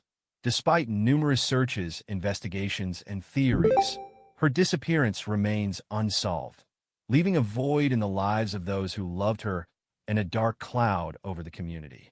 Sarah Bushland was born into a family marked by divorce and blended relationships. Her parents had separated when she was just a toddler, and she spent much of her childhood living with her biological father and sister in Chippewa Falls, Wisconsin. However, as she entered her teenage years, Sarah decided to move in with her mother, Marie, her stepfather, Jim Lambert, and her 2 stepbrothers in Spooner. The move was a significant change for Sarah, and it came with its own set of challenges. At 15, Sarah was navigating the complexities of adolescence, trying to find her place in the world while dealing with the pressures of family dynamics, friendships, and romantic relationships. Sarah's life in Spooner was far from easy. She began hanging out with an older crowd, including a 21-year-old boyfriend, which created tension at home. Her parents disapproved of her relationship and the influence of her older friends, leading to frequent arguments and disciplinary actions. Sarah's struggles were documented in her diary, where she poured out her frustrations, fears, and confusion about her life. She wrote about her conflicted feelings toward her boyfriend, her strained relationship with her mother and stepfather, and her desire to fit in with her peers. Her diary became her safe space, a place where she could express herself without judgment, until her stepfather discovered it. Jim Lambert, Sarah's stepfather, was furious after reading her diary entries. He and Marie decided to punish Sarah by grounding her for weeks, confining her to the house except for school. They also forbade her from seeing her boyfriend until she turned 16, which would be in August of that year. The punishment was set to end on Easter weekend, and Sarah was eagerly looking forward to regaining her freedom. She had plans to attend a school event with her friends and was excited to finally get out of the house. However, those plans would never come to fruition. On the morning of April 3, 1996, Sarah's stepbrother drove her to a friend's house, where she and her friend planned to walk to school together. They had big plans for the evening, including attending a school event, and Sarah was thrilled to be able to socialize after weeks of being grounded. However, things took a turn at lunchtime when Sarah met with her boyfriend. The details of their meeting are unclear. Some sources suggest they broke up, while others claim they simply spent time together behind her parents' backs. Regardless, when Sarah returned to school after lunch, her demeanor had changed dramatically. She was panicked and no longer interested in attending the school event. Instead, she was desperate to get home as soon as possible. Sarah's sudden change of heart was driven by her fear that her stepfather would read her diary. She had written new entries in the days leading up to her disappearance and was terrified that Jim would find them and extend her punishment. Sarah began calling everyone she knew, trying to secure a ride home. She didn't want to take the school bus because it would arrive too late, and she was determined to get home before her stepfather could access her diary. Unfortunately, no one was available to give her a ride, so Sarah was forced to take the bus. The school bus dropped Sarah off at her home around 4 p.m. Witnesses on the bus reported seeing her get off at the end of her driveway and begin walking toward the house. As the bus pulled away, a dark green or gray truck pulled into the driveway behind Sarah. Witnesses noted that the truck had been following the bus for some time, and they believed Sarah knew the driver. At least one witness claimed to have seen Sarah get into the truck, which then drove away. This was the last time anyone saw Sarah Bushland. When Sarah's stepbrother realized she hadn't come home by 4:30 p.m., he called his father, Jim, who was in Stillwater, Minnesota, visiting a friend. Jim, in turn, contacted Marie, who was in Chippewa Falls attending a funeral. Marie immediately returned home and began calling everyone she could think of to locate Sarah. By 8 p.m., with no sign of her daughter, Marie went to Sarah's friend's house, hoping she might be there. When Sarah wasn't there, Marie and her friend checked Sarah's boyfriend's apartment and his father's house, but there was no trace of her. Jim returned home the next day, and the family officially reported Sarah as a missing person. For years, Sarah's disappearance was treated as a runaway case. Authorities believed she had left voluntarily, possibly to escape her strict home environment. However, as time passed and no evidence of Sarah's whereabouts emerged, the case began to attract more attention. In 1999, 3 years after her disappearance, the investigation into Sarah's case intensified. Authorities conducted multiple searches of the Lambert property, including the house, outbuildings, and surrounding land. They even brought in cadaver dogs, which reacted to several spots on the property, but no concrete evidence was found. Despite the lack of answers, investigators continued to focus on the Lambert family, though they never publicly stated why. Over the years, the case has been plagued by conflicting information and a lack of exposure. Sarah's disappearance received little media attention, and her story was largely ignored by national news outlets. Her family reached out to shows like America's Most Wanted in hopes of generating leads, but their efforts were met with silence. The lack of coverage has made it difficult to keep the case in the public eye, and the $5,000 reward for information has yet to yield any significant breakthroughs.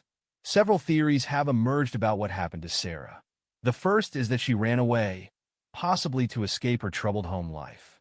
However, this theory is complicated by the fact that Sarah had plans for the evening and seemed excited to attend the school event. Additionally, her sudden panic about her diary suggests that her decision to go home was impulsive, not premeditated. The second theory is that Sarah was abducted by someone she knew. Witnesses reported seeing her get into a truck with someone she appeared to know, and authorities believe she would not have gotten into a vehicle with a stranger. This theory is supported by the fact that Sarah's disappearance bears similarities to that of Crystal Sawyer's, an 18-year-old who vanished just months after Sarah and was later found murdered. Both girls knew each other and hung out with the same group of older friends, leading some to speculate that the cases may be connected. The third theory centers on the Lambert family. Authorities have conducted multiple searches of their property, and cadaver dogs have reacted to specific areas, suggesting that something may have happened to Sarah there.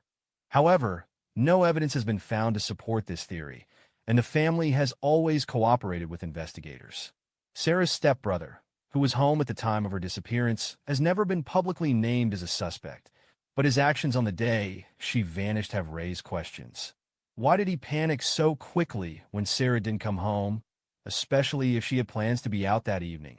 These inconsistencies have led some to believe that the Lambert family may know more than they've shared. Despite the lack of answers, Sarah's family has never given up hope. Her mother, Marie, passed away in 2007, but her siblings and extended family continue to fight for justice. The Wisconsin Department of Justice, the FBI, and the National Center for Missing and Exploited Children are all involved in the case, and authorities remain committed to solving it. They believe that someone in Spooner knows what happened to Sarah and are urging anyone with information to come forward.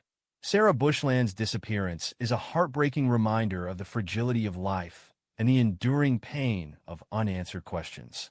For over 2 decades, her family has lived with the uncertainty of her fate, clinging to the hope that one day they will find the answers they so desperately seek. Until then, Sarah's story remains a haunting mystery, a dark cloud lingering over the small town of Spooner, Wisconsin. Someone out there knows what happened to Sarah, and her family and community continue to hope that one day the truth will come to light.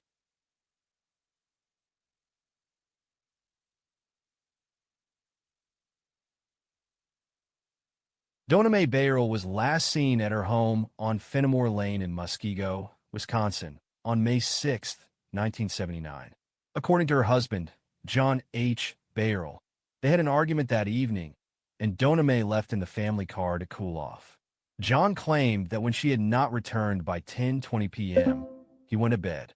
However, he later stated that about an hour later, he was awakened by the sound of a car pulling into the garage and a door slamming downstairs, followed by the sound of someone moving around inside the house. John assumed it was Donna Mae coming home. Shortly after, he heard a car turning around in the gravel lot across the street and driving slowly away. When Donna Mae never came to bed, John said he went downstairs to look for her and found the family car parked in the garage with the garage door open. Strangely, the drift pin that normally kept the door shut was missing and has never been found. There was no sign of Donna Mae, and her clothes and personal belongings were left behind. She was never heard from again. Despite this bizarre sequence of events, John did not report his wife missing until 3 days later. When he did contact the police, he told them Donna Mae had taken $200 in cash and left voluntarily, emphasizing that there were problems in their marriage, but that he wasn't particularly concerned about her absence. However, Donna Mae's family did not believe this story. They insisted that she would never have abandoned her 2 daughters, whom she was deeply devoted to, and they contacted the police to express their concerns. As investigators began looking into Donna Mae's disappearance, they noticed several red flags in John's behavior. He refused to say what the argument was about that night, and after her disappearance, he did something he had never done before. He did all the laundry himself. This was unusual because even when Donna Mae had been too sick to do laundry in the past, he had never taken on the task. When he was finished washing the household linens, a quilt and a rug still had stains on them. Adding to the suspicion, John showed little emotion about his wife's disappearance, even going bowling shortly afterward. He did not even inform his co-workers that Donna Mae was missing and acted as though she was never coming back. John also gave inconsistent statements about what had happened on the day of Donna Mae's disappearance. Initially, he told authorities that the family had gone shopping and out to dinner that day, but when investigators spoke to his daughters, they contradicted his story. They said the family had not gone shopping or out to eat and that their parents had been fighting all day. They also remembered that their mother had been sick. The last time the girls saw her, she was putting them to bed. As the investigation progressed, even more damning evidence emerged. Donna Mae's sister came to stay at the Bayerl home to care for the children after their mother disappeared. While she was there, she found bloodstains on the garage wall and on a bottle inside the family vehicle. Additionally, the garage showed evidence of a struggle, with items knocked over. Since forensic DNA testing did not exist in the 1970s, authorities could only determine that the blood was not John's, but that it matched Donna Mae's blood type. When asked about the blood evidence, John claimed he had no idea how it got there. Investigators began taking a closer look at the couple's history and marriage dynamics. Before marrying John, Donna Mae had been an independent woman with a career, but after their marriage, she became completely dependent on him. She stopped working and was not allowed access to much money. She had few friends. The one person she kept in touch with regularly was a close friend who lived in Michigan. Investigators discovered that Donna Mae wrote to this friend frequently, sending between 35 to 40 letters per year. In these letters, she revealed deeply troubling details about her marriage, including physical abuse. She described an incident where John had thrown her down the basement stairs. Even more suspicious, John had pressured her to sign a document stating that he would become the sole owner of their house if she died, but Doname refused to sign it. Her friend had even offered her $500 in cash if she wanted to leave John, but Doname remained in the marriage. As police continued their investigation, they learned that John had a history of abusive behavior. He admitted to physically assaulting Doname multiple times, and he had been having an affair for 2 years prior to her disappearance. His pattern of abuse extended beyond his marriage to Doname. His first wife had divorced him after 2 years, citing cruel and inhuman treatment. After Doname vanished, John filed for divorce just 3 months later. He eventually remarried and continued abusing other women in his later relationships. Years passed without answers, but in 2009, John made a damning statement during a recorded phone call with his and Doname's youngest daughter. In the recording, he all but admitted that something terrible had happened to her, saying, "Something happened and I'm sure that her heart's not beating. Because if it was, she would have found her way back, whatever. You know what I mean? I don't think she's alive." This phone call, along with other evidence, helped reignite the case. Finally, in February 2019, after 40 years, authorities arrested John H. Bayerl in Florida and charged him with first-degree murder in his wife's disappearance. The prosecution built a strong case against him, even though Doname's body was never found. The circumstantial evidence, including his history of abuse, contradictory statements, blood evidence, and recorded admission, was enough to convince a jury. At his trial in June 2019, John did not testify and the defense did not present any evidence. Instead, they simply argued that the prosecution had failed to prove its case beyond a reasonable doubt. However, the jury deliberated for only 5 hours before convicting John of first-degree murder. Because of the nature of the conviction, John faces a mandatory life sentence. He will never be a free man again, even though he had managed to evade justice for 4 decades. To this day, Doname's remains have never been found, but authorities are certain she was murdered. Her daughters, who grew up without their mother, finally saw their father held accountable for what he did. Foul play is strongly suspected in her case due to the overwhelming evidence against John. For 40 years, John Bayerl was a free man, living his life, while Doname's family suffered without answers. But finally, justice caught up with him, and he will die in prison for what he did to his wife.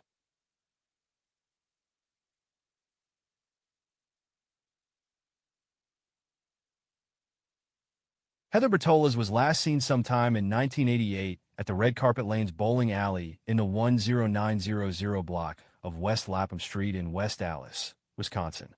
She had gone there with the intention of confronting her boyfriend after discovering that he had been seeing another woman and had also lied to her about his last name and home address. Heather had recently found out she was pregnant and had allegedly informed her boyfriend about it, but his reaction was unclear.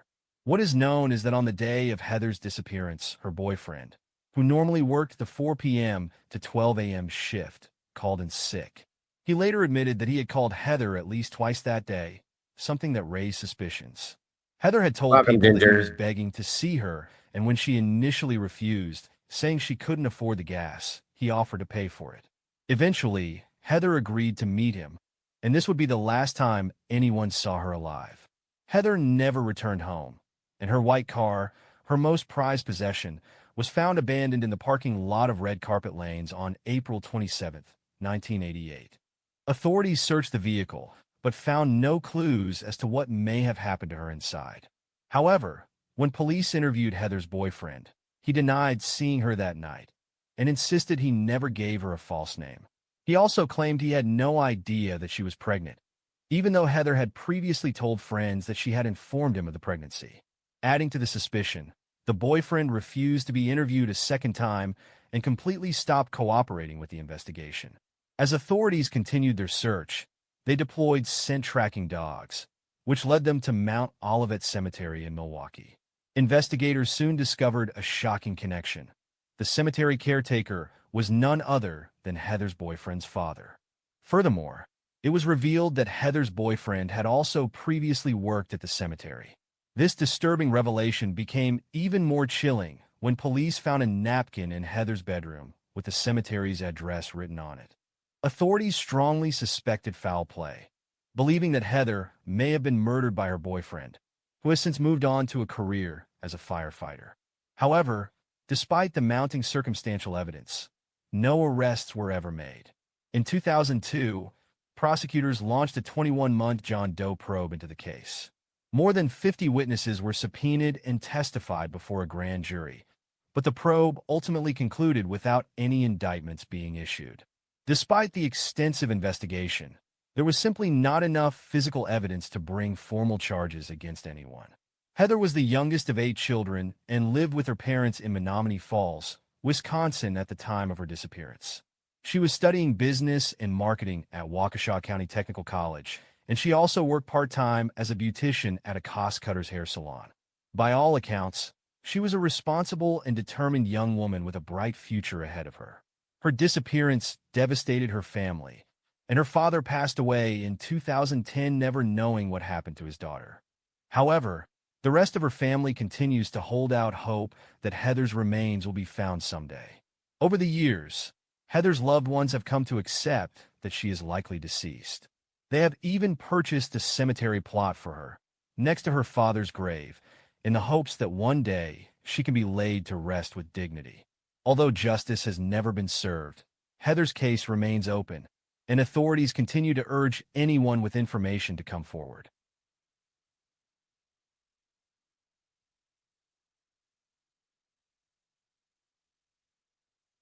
The small, picturesque town of St. Croix Falls, Wisconsin, is the kind of place where everyone knows their neighbors, and life moves at a slow, predictable pace. Nestled in Polk County, it's a community surrounded by rolling hills, dense forests, and the serene beauty of the St. Croix River. But beneath its idyllic surface lies a dark and haunting mystery that has lingered for over a decade: the disappearance of Rose Marie Bly. On the evening of August 21st, 2009, For those of you that aren't familiar, this is Summer Wells' aunt, Candace Wells, her sister Rose. For those of you that may not understand or knew that, just so you guys know. All right, Raquel, have a great day. Thank you for joining us.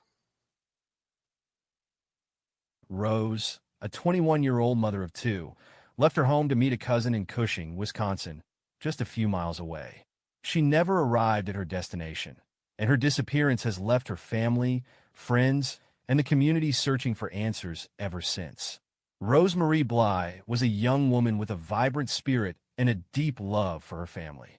She was a devoted mother to her 2 daughters, both under the age of 2, and had recently married Christopher Larson in February 2009. However, her marriage was far from perfect. The couple's relationship was tumultuous, marked by arguments and at least one documented domestic violence incident. In June 2009, just 2 months into their marriage, Christopher filed for divorce, accusing Rose of slapping him during an argument. Rose, in turn, claimed that Christopher had put her in a headlock and slammed her head into the ground. Despite the turmoil, the couple reconciled, and Christopher withdrew the divorce petition. But the tension between them never fully dissipated. On the night of August 21st, 2009, Rose told her husband she was going to meet her cousin at a bar in Cushing, a small town just 5 miles north of St. Croix Falls. She left her home on River Road around 7:30 p.m., driving her white 2001 Pontiac Grand AM. According to Christopher, Rose called him later that evening and said she would be home by midnight. But she never returned. When Rose failed to come home, Christopher reported her missing the next day. 5 days later, her car was found in a parking lot in Grantsburg, Wisconsin, about 30 miles north of St. Croix Falls. The parking lot, often used by truck drivers to park their tractor trailers, was near a laundromat and a post office. Rose's car was undamaged, and there was no obvious evidence of foul play. However, the keys were missing, and no trace of Rose was found. The discovery of her car raised more questions than answers.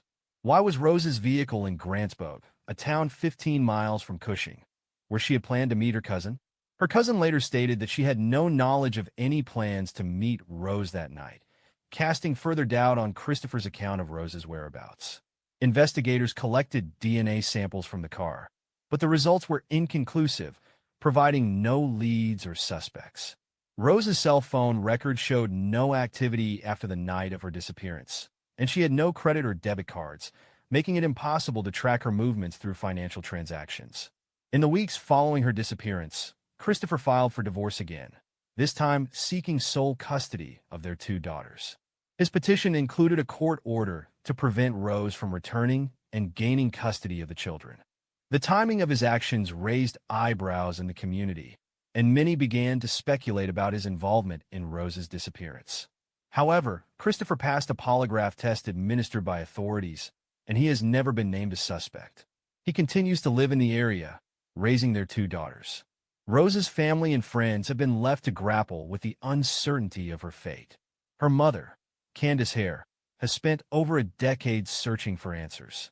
In the years since Rose vanished, Candace has clung to the hope that her daughter might still be alive. She has speculated that Rose may have suffered a head injury after falling off a horse a week before her disappearance. Rose had complained of headaches in the days leading up to her disappearance, and Candace wondered if her daughter might have become disoriented and wandered away. However, there is no medical evidence to support this theory, and it remains just one of many possibilities. The lack of concrete evidence has led to rampant speculation within the community and online. Some believe that Christopher Larson may have been involved in Rose's disappearance, despite his passing a polygraph test and the absence of evidence linking him to a crime. Others suggest that Rose may have chosen to leave her troubled marriage and start a new life elsewhere, though this seems unlikely given her close bond with her daughters. A third theory posits that Rose may have encountered a stranger and fallen victim to foul play. The truth, however, remains elusive. In 2019, the Polk County Sheriff's Department released a video appealing for information about Rose's disappearance. Sheriff Brent Walk, who was a patrol sergeant at the time of Rose's disappearance, has made solving the case a top priority. Over the years, investigators have followed up on more than 200 tips and interviewed over 150 people, but no breakthroughs have been made. The case remains open, and the community continues to hope for closure. Rose's disappearance has left a lasting impact on her family, particularly her 2 daughters, who have grown up without their mother. In June 2021, another tragedy struck the family when Rose's 5-year-old niece, Summer Wells, disappeared from her home in Tennessee. While the 2 cases are not believed to be connected, they serve as a painful reminder of the unresolved mysteries that continue to haunt the Bly family. As the years pass, the question of what happened to Rosemarie Bly remains unanswered. Was she the victim of foul play? Did she choose to disappear and start a new life? Or is there another explanation that has yet to be uncovered? For her family, the search for answers continues. Candace Hare has vowed never to give up hope, saying, "It's hard not to cry even just out here looking. It's hard to deal with, very hard to deal with. My life will never be normal without knowing where my daughter is." All right, I'll do it for those for today. That last one's pretty wild. A lot of people may not have realized that that was Summer's aunt.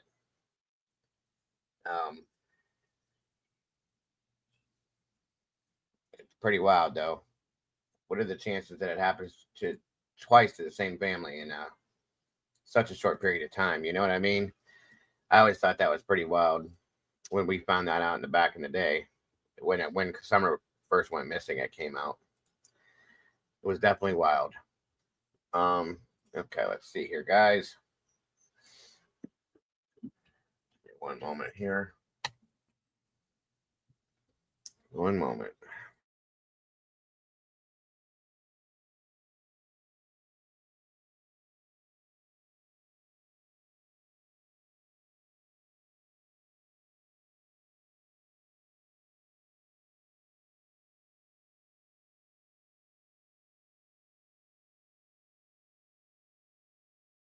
Yeah, when I first started on Summer's case, I looked into the possibility of them being possibly linked.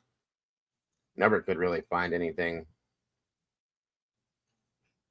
But there's a lot of crazy stuff involved with it, for sure, with both of them.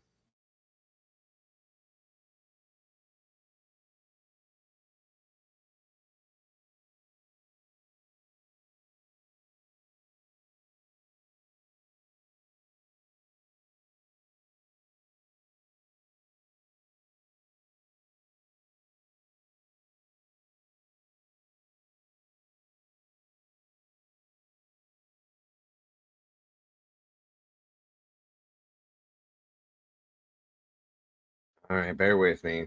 Having these loading issues again. One moment.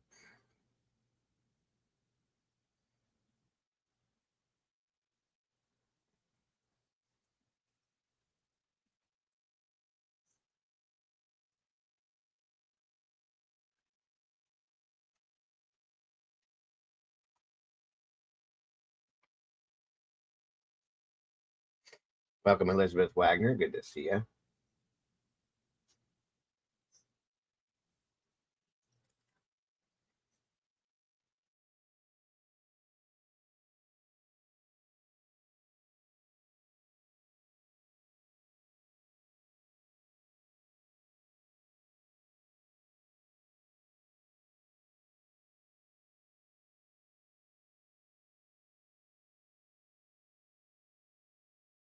All right, it's that time again. For those of you that have that reaction, grab your tissues. A little bit of kindness here, showing some positivity in the world. Let's see what we got.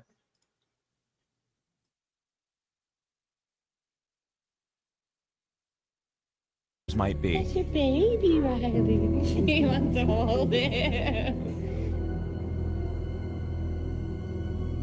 Flowers are always a good way to show your appreciation, especially to those who save lives every day.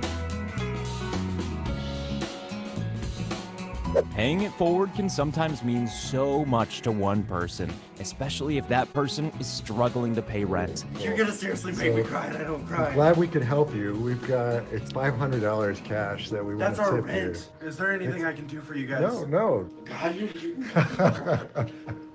I can't. There's no way that girl's gonna fall. Family lost everything. They still managed to get a gift for their boys that would reduce them to tears. Tickets to see their footballing hero, Lionel Messi.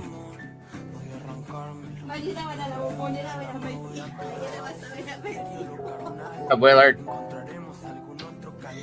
Outranks you. Some of these are blended with some others we've seen before, so give me a second, guys. Good to see you, Willie. Thanks for joining us, bud.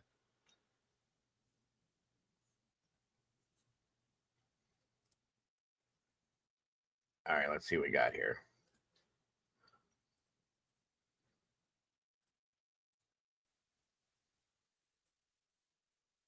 Joy of sibling love. You can talk to her.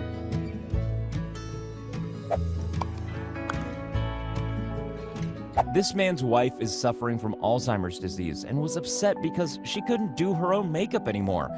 So he went the extra mile and hired a makeup artist to teach him how to do it.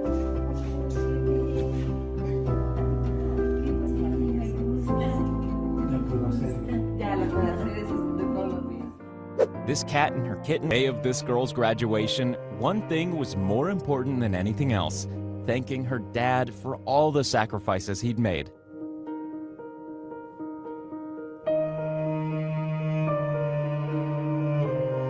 At first, this might look like an act of cruelty to a starving person, but wait. This touching moment between humans and elephants just reinforces the idea that we're all connected.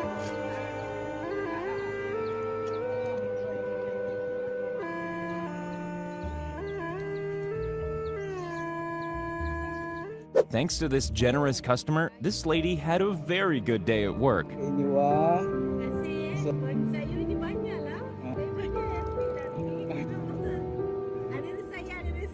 This homeless man was clearly very grateful for this woman's help, but even more grateful that his dog got a new set of clothes. What's your dog's name? Daisy.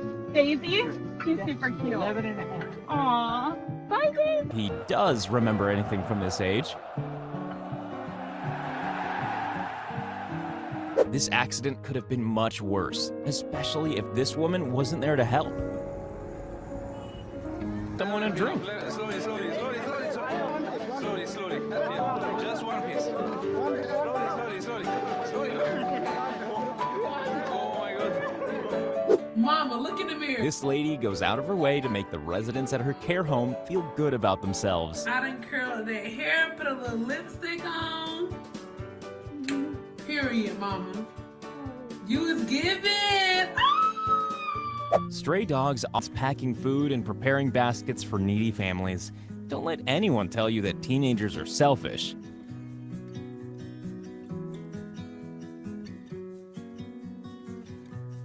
This police force works with a local store to help needy families buy Christmas gifts for their kids. A side of the police you don't always get to see. It's all good? Yeah. Yep. You're doing good. And 99% of us aren't those horrible guys. We don't just write tickets. We have to do those things because it's our job. But there's so much more to law enforcement. So much more. And here's the unseen side again. These cops pull people over, find out what their kids want for Christmas. Yeah. Oh my God. This veteran with PTSD has been down on his luck since his son passed away. And this gesture meant a whole lot to him. It's gonna pick up, brother. Just hang in there, okay, man? What's your name? Richard? All right, man. God bless you, brother, all right? Here's the beautiful moment this little girl finds out she's being adopted. I'm going to be adopted?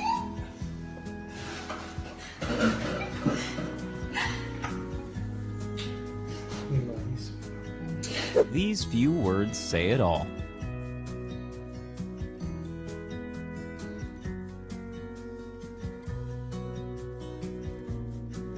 When the match isn't going great, a hug from a small fan can make all the difference.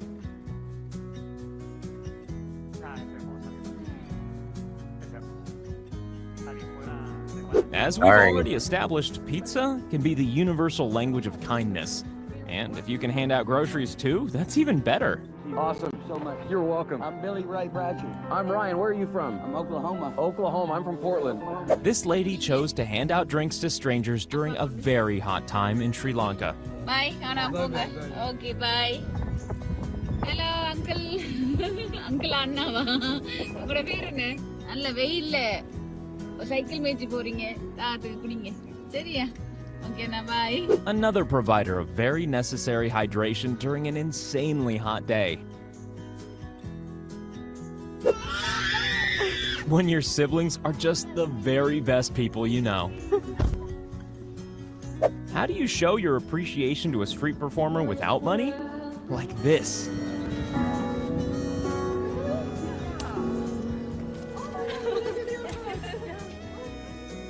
Paying for someone's groceries is a great way to get a free smile.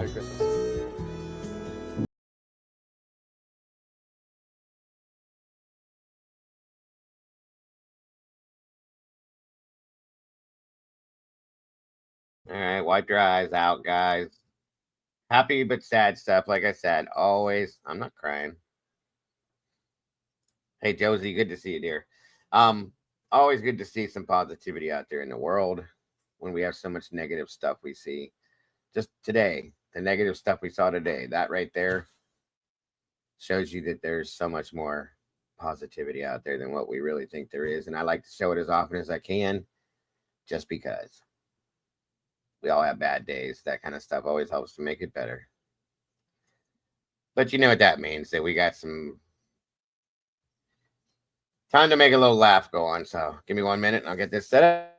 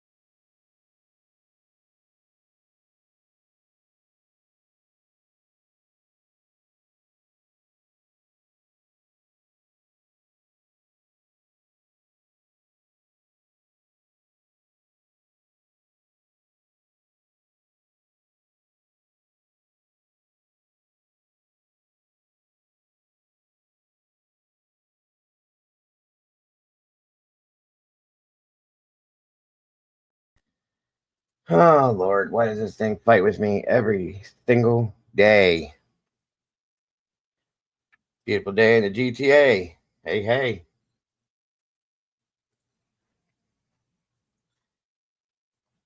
Almost, guys.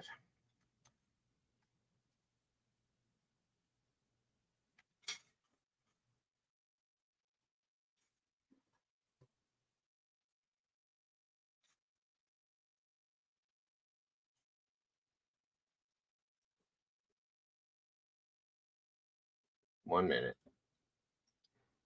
I load the wrong one in. Does that make people cry? You're crazy. I don't make people cry.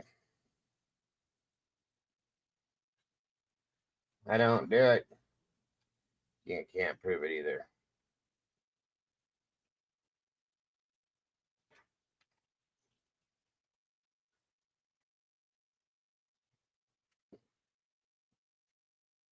I'm sorry your back's bugging you, Josie. That's I know the feeling. Every day. It sucks really bad.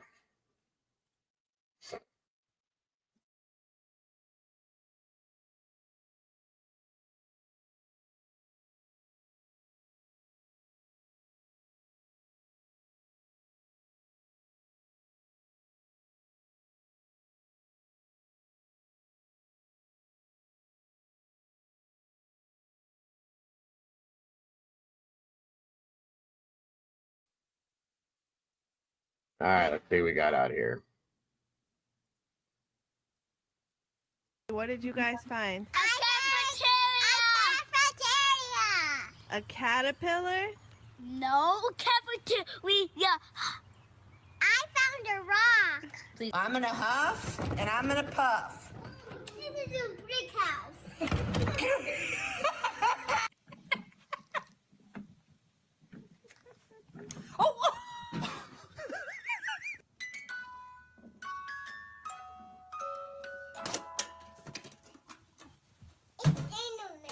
It's dangerous. Don't play with it. Don't play with it. It's dangerous.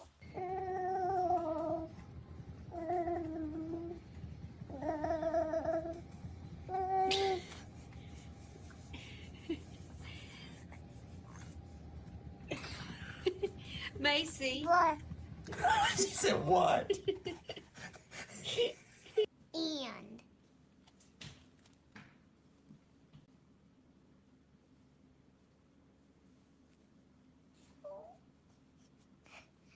I was about to say a bad word. I was about to say. Hi. See? Hi.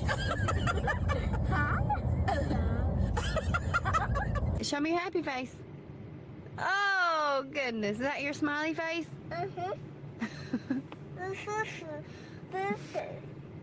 All right. Okay, show me your sad face. What are you doing? George, take that off of your head. What are you doing, Jake? Yeah. Papa.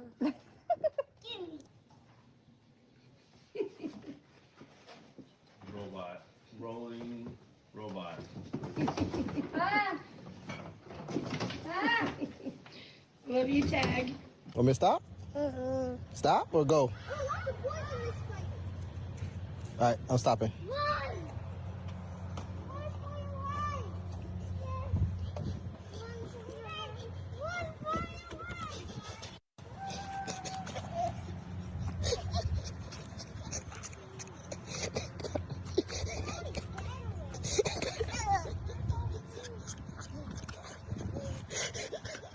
Lilia! Excuse me! Lilia, come back here! I can't. I don't even know what to do. Go all the way through, girl. Commit. Hold on. I'll be right there. Lilia! Oh! You made it! Oh my god, I got that on video. You don't want to be my friend. You want to be everybody else's friend better than mine. And I said, you're missing out on me. You're missing out on me. That's right. You have too many baby dolls. Can you pick out which one we want to keep? That one. Which one do you want to keep? That one. Which baby doll do you want to keep? That one? Yeah. Should we get rid of the rest? Yeah. Let me see your mama walk.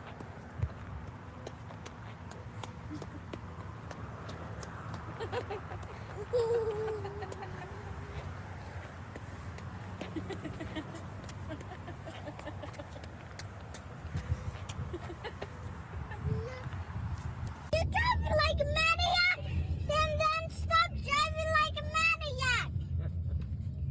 Papa was like driving a maniac. What do you want, right? Cookie. Cookie. A cookie. We have no more cookies, All buddy. done. Oh.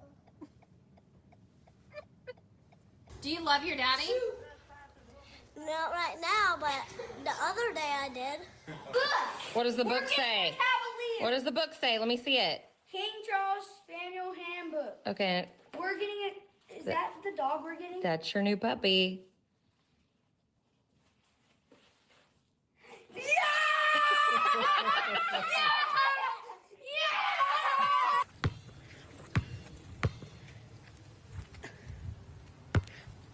Fallon, what did you do to your hair?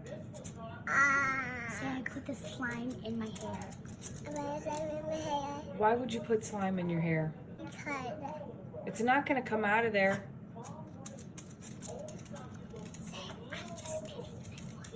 I mean, how are we gonna get that out of there? It is completely matted in your hair. That was not a smart idea. You're not allowed to play with slime anymore. Do you hear me? Yes. You cannot put slime in your hair anymore, okay? Why? Because it doesn't come out. Excuse me? She's so cute.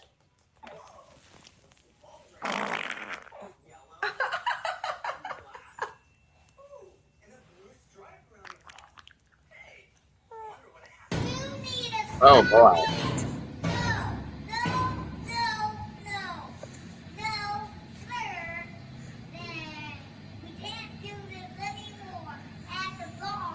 Oh, that's nice, honey. Give it a kiss. What smells like? What's it smell like? I don't know. She smells like a baby. Or like cheese. She smells like cheese. Yeah. Her tooth came out. Her tooth came out? Yeah. Put your finger in there. Oh, her bed missing out.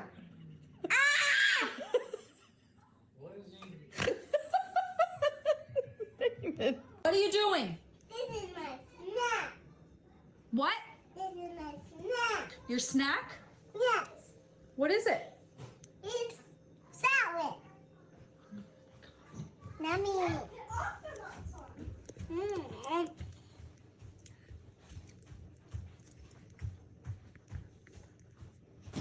You're taking a bath. Who is that? Don't poke her. Is that Scotty? Be gentle. Put your oatmeal in the bowl. Now sprinkle it in the bowl and then mix it up. Sprinkle it in, then mix it up. What did you think was going to happen there? Oh my God. Mommy, I want 2 things. We agreed no toys today, remember? Okay. Get something stuck in your hair? Yeah. Let me see it.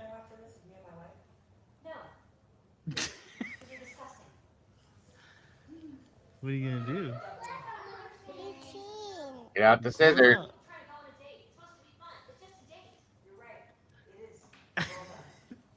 I'm a lawyer, right? You're a liar. No, a lawyer. A liar. What? Actually, yes, the child got it right. He's a liar. Lawyers are liars. What's my job? A liar. No, lawyer. Lawyer. More what? More money? Yeah. Money? $5. Doodle. Thank you. Here, you want the $5 back? More money? Mommy, mommy, mommy, mommy. Scarlett. What are you doing? Huh? Why are you in the pantry? Oh my God. Audrey, did you cut her hair? Yeah. Oh my God. Oh my God, there's nothing left. Oh my God. But did she die? Did she die?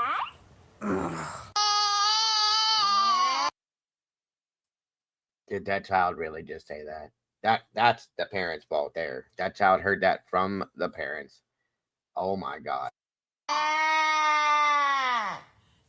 What was your advice you wanted to give me? If you like put a lollipop under your armpit, it will, you just stick it on it, and your hair will whip out of your armpit, and then it will get hairy. Oh, that's a good way to remove your armpit hair. Yeah. So you just put. Good job. Can you give her kisses? Oh, good boy. Give her a kiss on the cheek. Aww. Is she so Bye-bye. You have a girlfriend? Yes. Who's your girlfriend? Olivia, Violet, and Diana. 3 girlfriends? Yes. You can't have 3 girlfriends. Yes, I can. You just have 1 girlfriend. No. I want a lot of girlfriends. Claire. Right now. Did you eat any pudding? No. Do you like pudding? No. No. Did you eat any? No. No. Did you lick it? No. Are you sure? No. No pudding?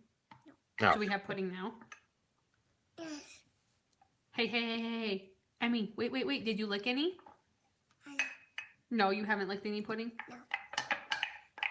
I believe her. Do you want to taste it?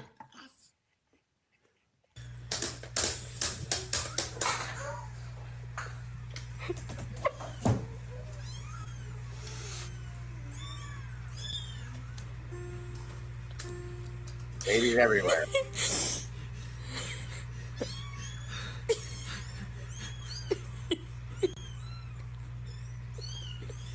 What is it?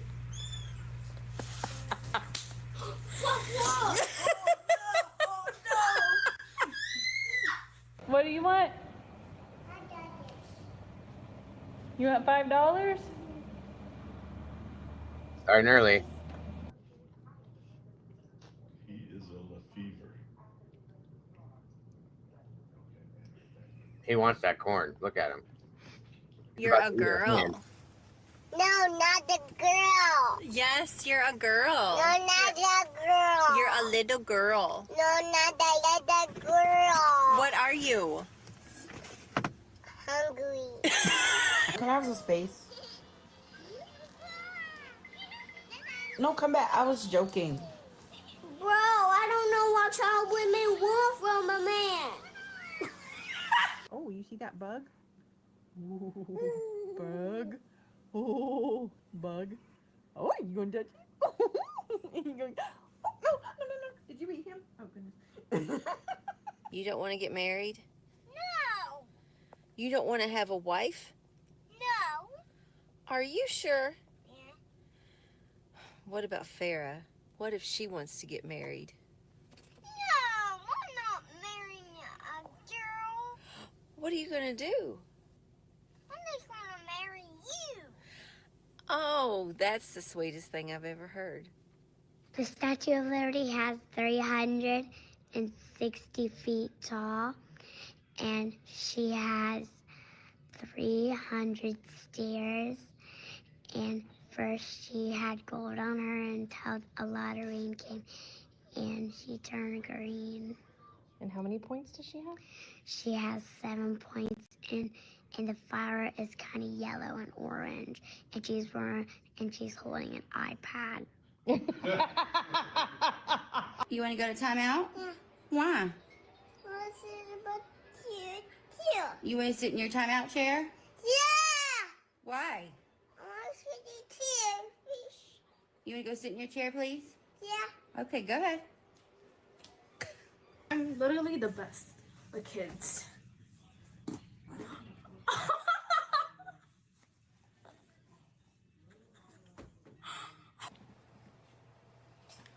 Oh. What did you do? I cracked eggs. How many did you crack? 2. 2 dozen? Math. Who did that? Me, I did that. Why? Okay, math. Who's gonna You can kill this math. Who's gonna clean it up? You. I'm not doing it. Why can't I brush my hair? Because That's like wasting $1,000 nowadays, right there. What he just did. you don't have enough hair. I don't. No. Okay, show me. What? I thought I had enough hair. That's not hair. Yeah, it is. Those are hair, and that is not. Oh, okay. Say girls. Girls. Say world. World. Say I love you, Mama. I love you, Mommy. Who's your favorite, me or Daddy? Daddy, kinda. I need a new mom. Why do you need a new mom? Because you're getting old. Yeah? So you need a new mom because I'm getting old? Yeah. Oh. Making necklace for everybody that are so beautiful. Oh. Try to send that to Santa. How are you feeling right now?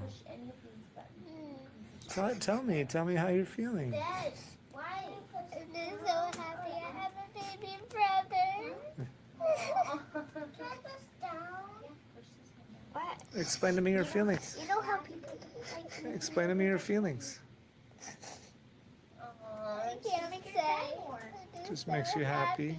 How old are you gonna be? 3. You are? Yeah. You're old. I'm old? Yeah. Yeah, I do really be old. Set, go. That's not gonna do it. Make sure you put that in your piggy bank. I don't need to. I have bills. You have bills? Yeah, so I need them. So what are you going to do with them? I just have to do it, and then I will put them in my piggy bank. After you pay your bills? Yes. What are your bills? My kitty cat. We're going to take you to school tomorrow, and they're going to give you a brain, okay? I don't want a brain. Why don't you want a brain? It won't hurt you. Brains are good things. I don't want it. You don't want a brain? Why not? It's really a good thing. I don't want it. Oh, yeah, you want a brain. Brains mean you're smart. I don't want it. Why? It won't hurt. It hurt a little bit. No, it won't hurt. Yeah. No, you already have a brain in here. I don't want a brain. You don't want a brain? What would you want? What do you want? You don't know? You want to blow bubbles? Yeah, you'd rather blow bubbles than have a brain? Huh? Logan, you want some milk?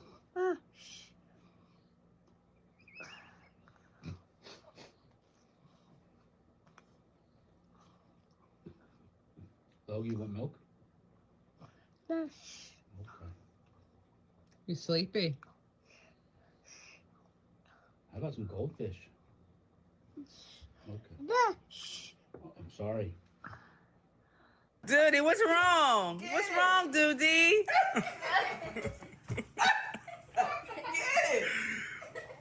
Oh!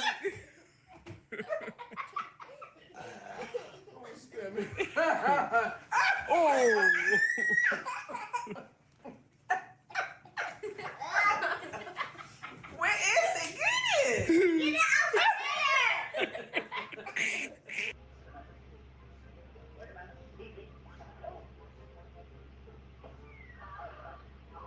me see your arms.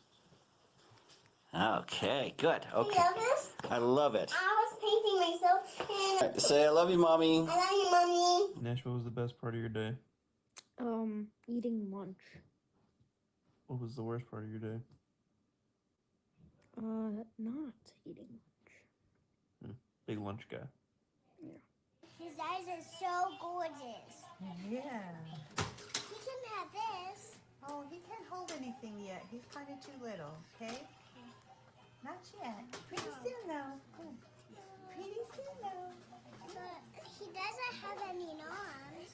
He doesn't have any arms.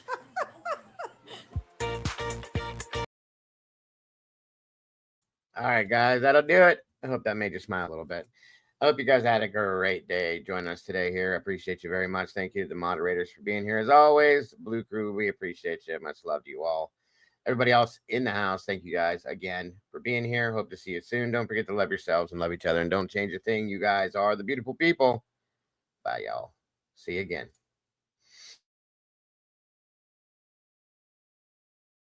Life's a journey, let's make every moment a shine.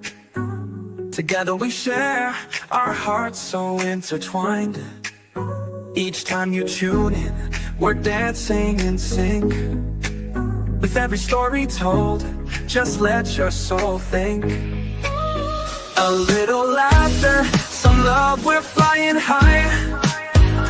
As we wrap up this episode, it's not goodbye. News on the airwaves, spreading joy and cheer. Thanks for being with us, we'll see you right here. Kick back, take a breath, leave your worries behind. This podcast is magic, a treasure you'll find. With every moment shared, we light up the way. Join us next time for more laughs and play. A little laughter, some love, we're flying high. As we wrap up this episode, it's not goodbye. News on the airwaves, spreading joy and cheer. Thanks for being with us, we'll see you right here. Kick back, take a breath, leave your worries behind. This podcast is magic, a treasure you'll find. With every moment shared, we light up the way. Join us next time for more laughs and play. So hit that subscribe, keep the vibe alive. We're riding this wave and it's set to thrive. With smiles all around, let's seize the day. In this podcast family, worries drift away. A little laughter, some love, we're flying high. As we wrap up this episode, it's not goodbye. News on the airwaves, spreading joy and cheer. Thanks for being with us, we'll see you right here. So gather round friends, it's time to reflect. In this joyful moment, what's next to connect? Let's cherish the laughter, the joy that we spread. Together we'll thrive until our hearts are fed. See you next time with stories anew. Can't wait to share more with all of you.